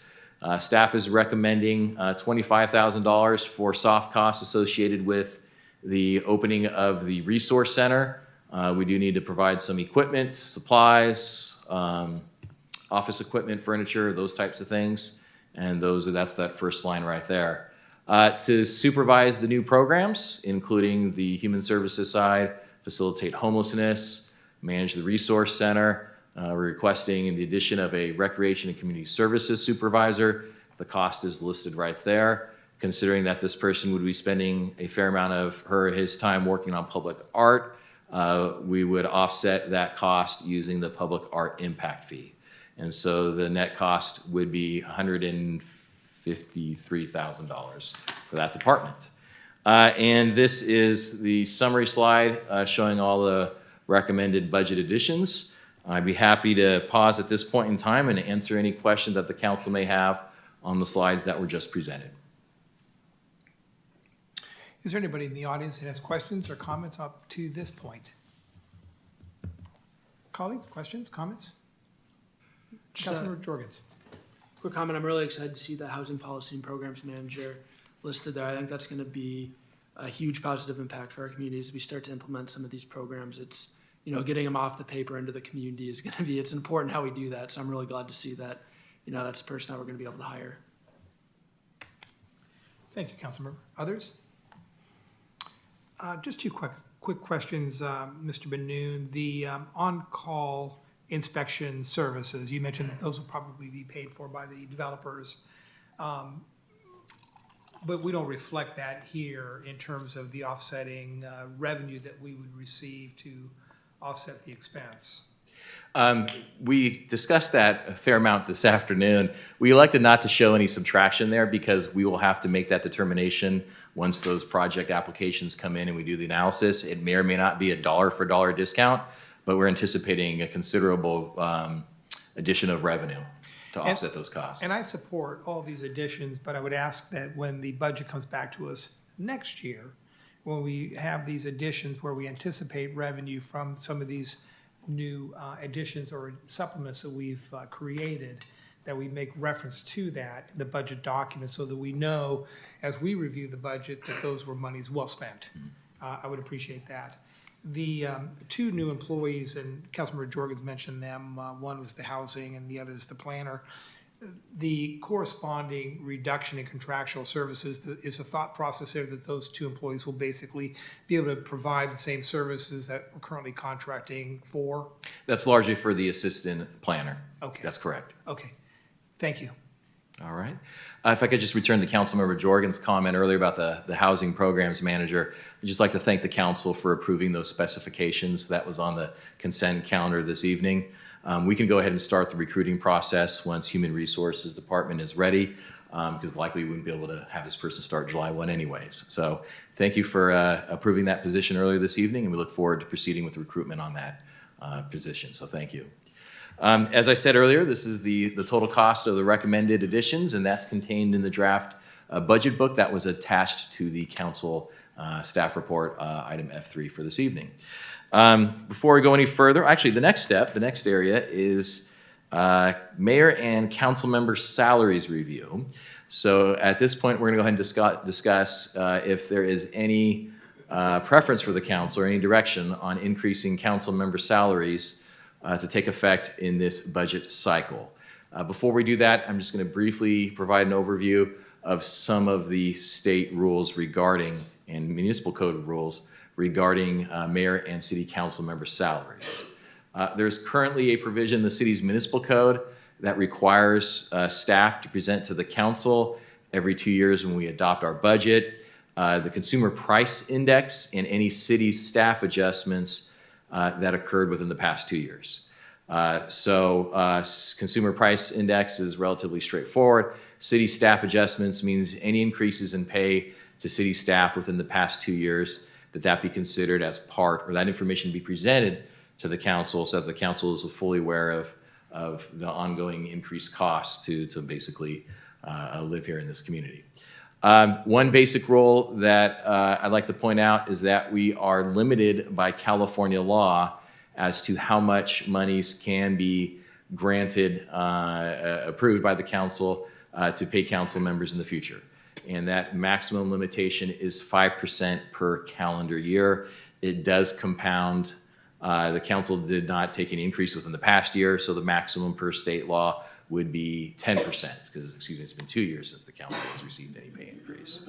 Another basic component, basic law here is that any approvals for increase in council member salary, that take effect after the next regularly scheduled municipal election. So those are the basic rules. As far as information presented to the council, the last increase took effect January 1st, 2023.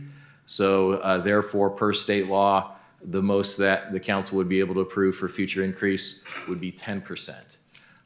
Information presented to the council, the combined CPI for 23 and 24 is 7.7%. And then staff increases during that 2-year cycle were 3 and 3% respectively, for a total of 6%. And as I said earlier, the maximum increase is 10%. Next slide, please.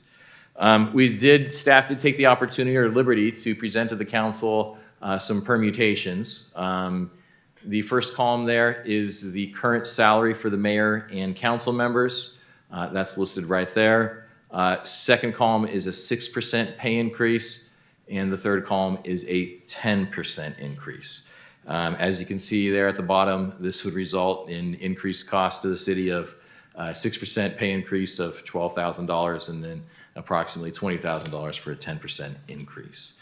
That concludes this segment of the presentation. At this point, I would pause for council discussion and further direction on this item. Should the council decide to provide direction to staff to increase council member salaries, staff would return to the council in June with the full budget book that would include these pay increases that again would take effect in January of 2025. Thank you. Is there any member of the audience that would like to speak to this item or any of the other items before we move on? So let's talk, Mr. Benoon, go back to slide 27 and I'll start the conversation if I may.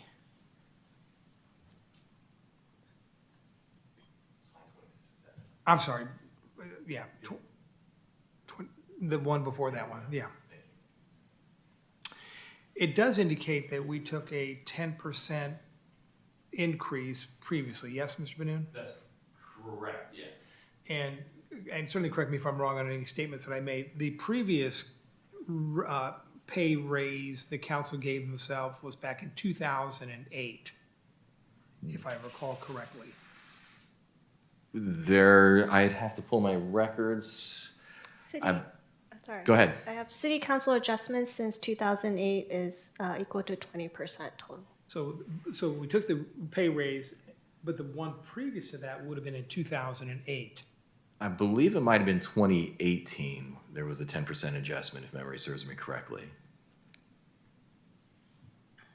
I think since 2008, there's been a 20% pay increase. Yeah, including the one we took. Including the 10%, right. correct. So in other words, we went from 08 to 2023 with no council increases. That would be a correct statement? That's correct. I believe Okay. that is. The other factor to consider is when you look at an $84 million budget, the total cost for a council raises, whether it be 6% or 10%, is either $12,000 for a year for all of us or $20,000 per year. So it's not a significant amount of our budget, but I understand the politics associated with this item. But if I may, Councilmember Collazo, when we had this conversation, we talked about if we're going to attract the best and the brightest to want to come and sit up here, and it's not just every other week you spend at a council meeting, there's significant other responsibilities you have as council members, attending community meetings, representing the city of Newark on a variety of committees and commissions. So there's a significant amount of work that goes into this job other than coming here every 2 weeks. Meeting with residents. Yes. So I just want to make sure that if we're looking to try to encourage folks to want to become council members, it has to be economically feasible for them to want to make that commitment, because it's a commitment. And so I'm going to, I can certainly support the 6%, which would represent 3% for the last 2 years, each year. But I'm certainly open to my colleagues' comments, recognizing that the total expenditure is either $12,000 or $20,000. So again, setting aside the politics, we're not talking about a significant amount of money. So I just wanted to make those comments, and I'll look to my colleagues to make other comments.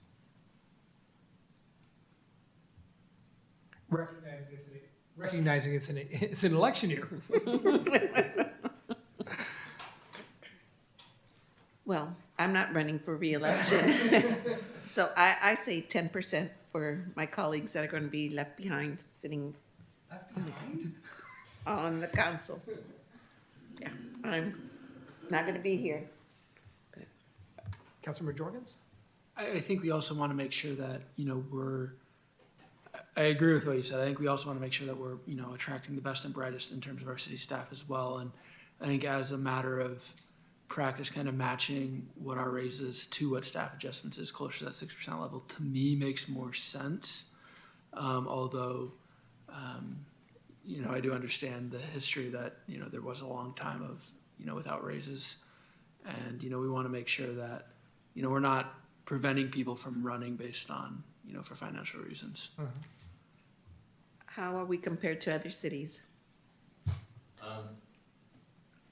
I don't have that information in front of me, but I believe it is fairly comparable.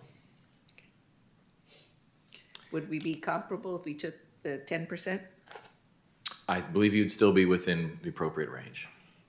My recollection, it's really, if you look at the chart, and I've seen the chart, you have some anomalies. For example, Emeryville and Albany, very small communities.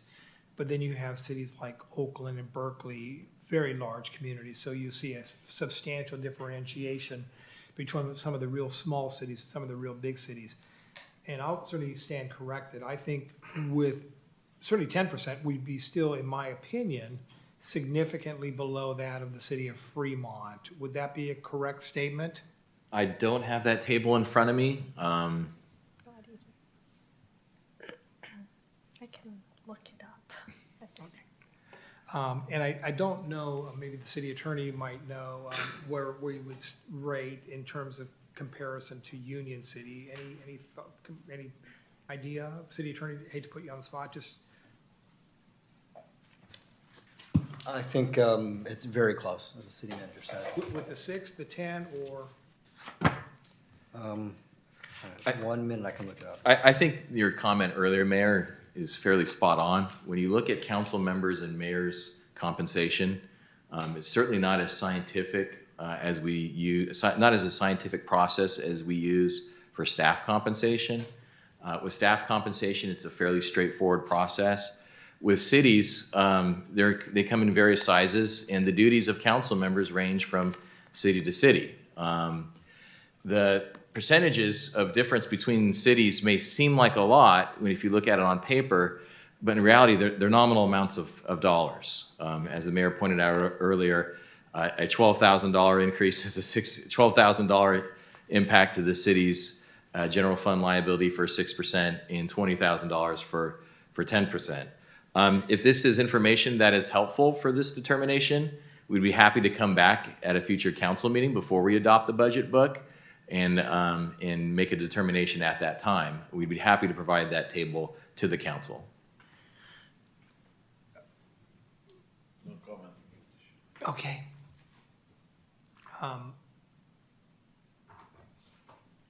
Let me suggest that we leave because we have one of our colleagues that's not here tonight. Let's leave it at Mr. Benoon, I will suggest that staff give you a recommendation that we start at 6%, because I think that's what I'm hearing from Councilmember Jorgens. But that we look at a comparison between other cities to see if it merits maybe increasing that to the 10% based on where we lie with other municipalities. Would that be a reasonable suggestion?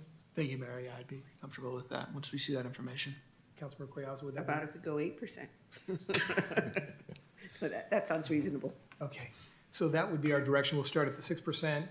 Council will be given kind of a salary comparison with other municipalities, and then when we come back on this item, we can have a further conversation as to whether or not the 10% makes more sense in terms of comparison versus the 6, but at least we gave you some direction that hopefully makes sense. Thank you, Your Honor. I think that certainly makes sense. I think that's a reasonable conclusion.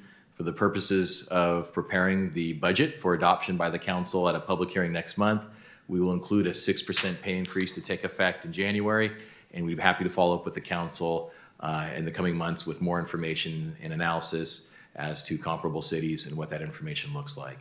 As far as, because we do not need to make a definitive decision on this item tonight, we've got 6-7 months before January, or 6 months before the election. Just for clarification, in terms of comparable cities, I suspect we're looking at the cities within Alameda County. If there's any desire to look at cities outside of our county, please do not hesitate to contact us. San Jose comes to mind. But we'd be happy to provide that information to the council. Great. Thank you. All You know, right. it's always funny to me, and I'll say this quite honestly, you know, that, nobody wants to sit up here and talk about salary and compensation for the city council and the mayor and this and that. But that's what government transparency is all about. If we can't have an honest conversation about what we think the value of this service is to our community and be upfront in terms of where we believe the compensation should be, in a fully transparent way, accepting the consequence if our residents believe differently than we do, then that's what democracy is all about. And I'll stand behind these decisions. Mr. Benoon? Okay, thank you, Your Honor. At this point, we'll go ahead and proceed with the next slide. We'd be happy to go walk through the budget. It would make sense to do this in groupings. So why don't we go ahead and begin with the introduction section that is contained in pages 1 through 37. If the council has any feedback, comments, requests for clarification, requests for information, be happy to take notes and include that in the final budget document. So why don't we begin with the introductory section, and that consists of pages 1 through 37. Any feedback or comments? Colleagues, have you had a chance to review? Any questions, comments? Okay. Mr. Freitas, Vice Mayor.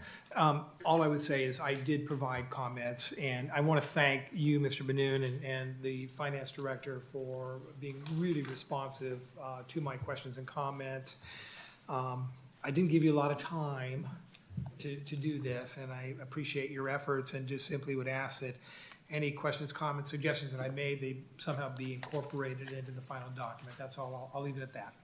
So thank you, Your Honor. I was just about to point that out. Thank you for your comments and feedback, Mr. Mayor. We'd be happy to include that in the final budget document. Staff's intent here would be to take the existing draft budget that was presented tonight and use that as the baseline for the budget coming in back to the council slated for June 27th. Final budget adoption does require a duly noticed public hearing. What we would do is we'd include both a clean copy of the budget for council consideration, but also a red line budget so that the public and the council can see what changes were made between the council meeting tonight and final budget adoption on June 27th. And we'll, of course, include the suggestions that the mayor sent to us throughout the week, and we appreciate that. Any further comments and thoughts on the goals and strategy section? That's contained in pages 39 through 44.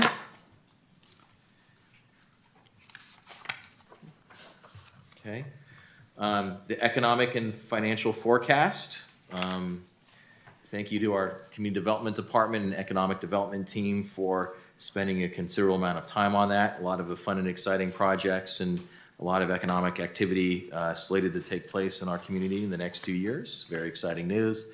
Any feedback, questions, comments on that section? And that was 45 through 47, Mr. Benoon? Correct, Mayor. Thank you. Colleagues? Folks, I'll open this up for discussion when we get to the final fund summaries to see if there's any questions or comments. Go ahead, Mr. Benoon. Okay. The next section, the 5-year forecast, Ms. Lee did a good job of going over this. It was one of her slides earlier, but nonetheless, we can pause here.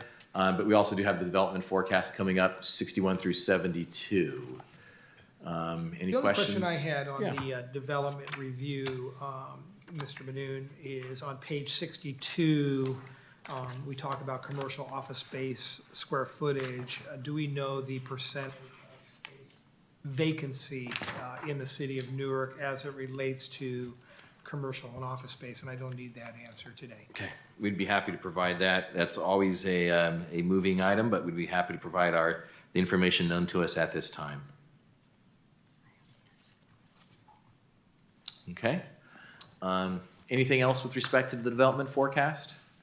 Just because we're such a diverse community, and I did indicate that you're going to answer or put this in the budget document. We're such a diverse community in terms of the various races that live in our community. I want to make sure that when we look at home ownership and things of that nature, that we break that down in terms of different races so that we can see, what that does look like within our community in terms of home ownership and things of that nature.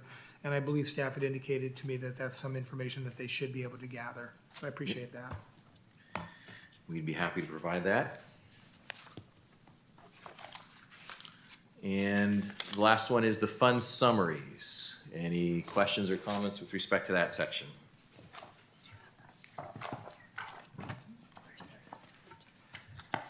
Okay. Perhaps at this point, we can open it up for public comment. Yes, is there anybody in the public that would like to comment on maybe we could turn it back to the previous slide if we could. Any comments on this, on any of these items? If we could turn back to the previous page, please. Slide 29, please. Thank you. Any questions, comments on this slide? Seeing none, go ahead, Mr. Benoon. Okay, for the next grouping, next slide, please. We do have, this is all essentially the number section. I'm just going to take it all at department summaries. I don't think we need to go by the cost center and the various cost centers and general fund and authorized positions. Any further feedback, comments, questions, or concerns with respect to pages 94 through 190?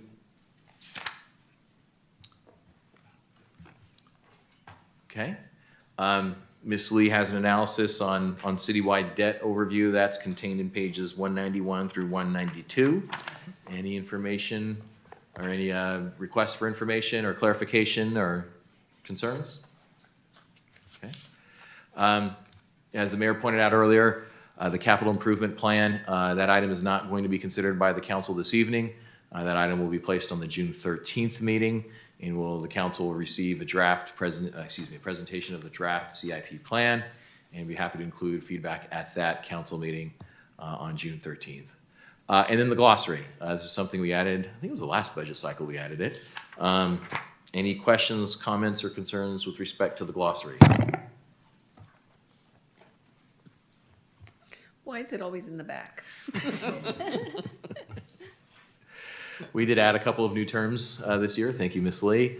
Perhaps public comment at this point, Your Honor? Yes, any public comments on this particular slide? And again, this is not the final decision we're making today on the budget. So colleagues, if you have additional questions as you continue to review this document, please feel free to send your comments to the city manager. And I know that he'll make sure that you get a response in a timely manner, as I've seen. So this is not the end of it. So, and I would certainly say that if my colleague, Mr. Councilmember Bucci, is watching tonight, certainly feel free to make sure you get any comments to the city manager so that we can incorporate your comments before this comes back. All right, thank you, Your Honor. So to summarize next steps, we will present a proposed budget to the council at a duly noticed public hearing on June 27th. That will include the changes that were discussed this evening. And again, we will show it in both clean and red line format as to the text so that the public and the council can see what is being modified from tonight's draft. And then we hope to, obviously this will take effect in the next fiscal year, which starts July 1st.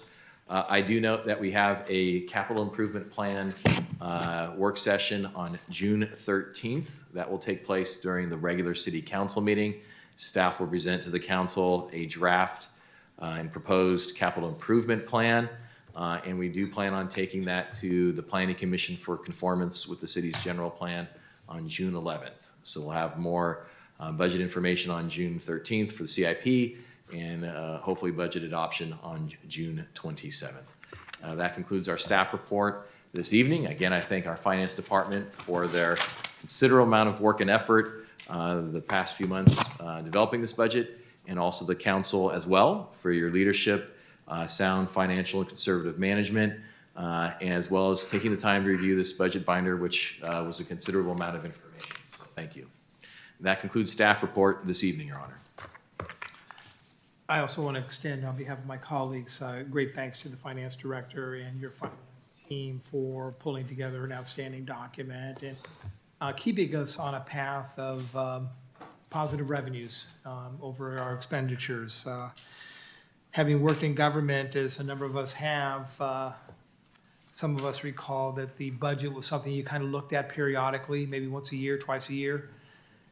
During the down years, you looked at the budget every day because things were changing every day and your funding sources were changing every day. So I never discount the amount of work associated with putting together a budget and making sure you get it right. You know, services depend on us having the money to provide the services. And we've done a great job in this city historically of ensuring that the funds are there to provide those services when we're not in a pandemic. City Council matters. Before we begin the City Council matters, I'd like to invite City Manager Benoon to provide any oral updates. Nothing this evening, Your Honor. Great. Councilmember colleagues, comments. Councilmember Jorgens. Yeah, a couple things from me. This was, just want to thank staff. This is my first time going through the biennial budget process and, you know, being able to come here and have questions answered and, you know, being able to come here informed, I, you know, really appreciate that. I know there's a lot of information that, you know, I had to start from scratch here, so I really appreciate staff, you know, really, you know, helping me along understanding this process. Last Friday, I was able to attend the Newark Memorial Band and Choir concert. Another terrific concert from the students. You know, really impressive set of music from them. And I'd like to extend congratulations to all the students that will be graduating from Newark Memorial next week. And on a special note, I'd like to congratulate my mom, who will be retiring from Newark Unified after 38 years as a teacher in kindergarten and first grade, and both Bunker and Birch Grove Primary. And so, congratulations, Mom.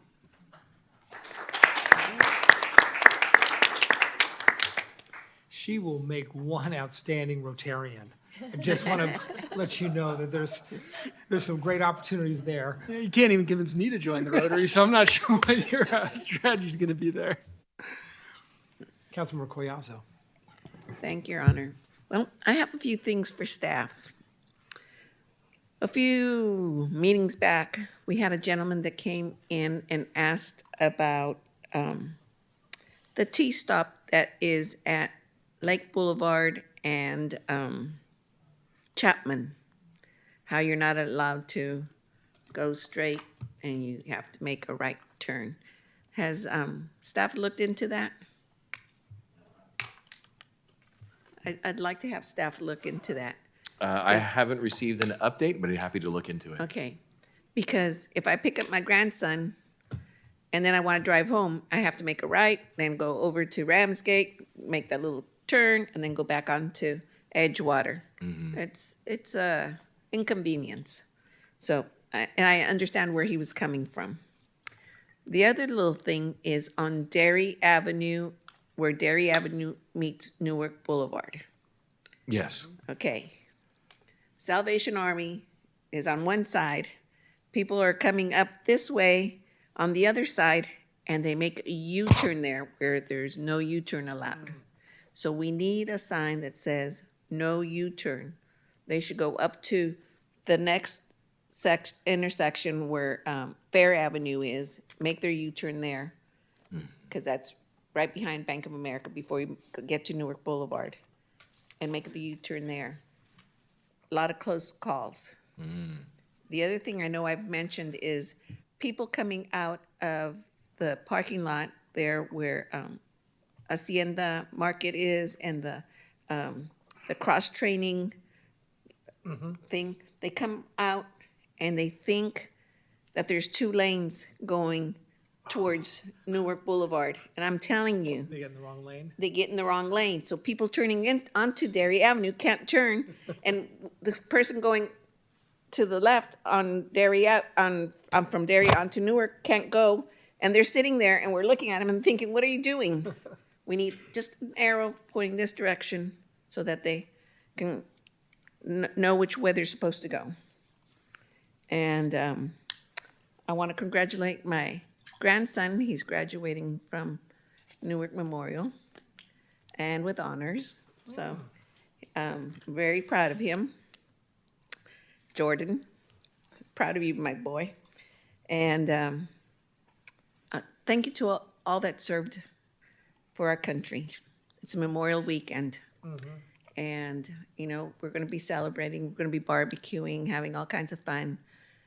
please, if you're gonna shop for your barbecue stuff, shop Newark. We got lots of places to shop here in Newark.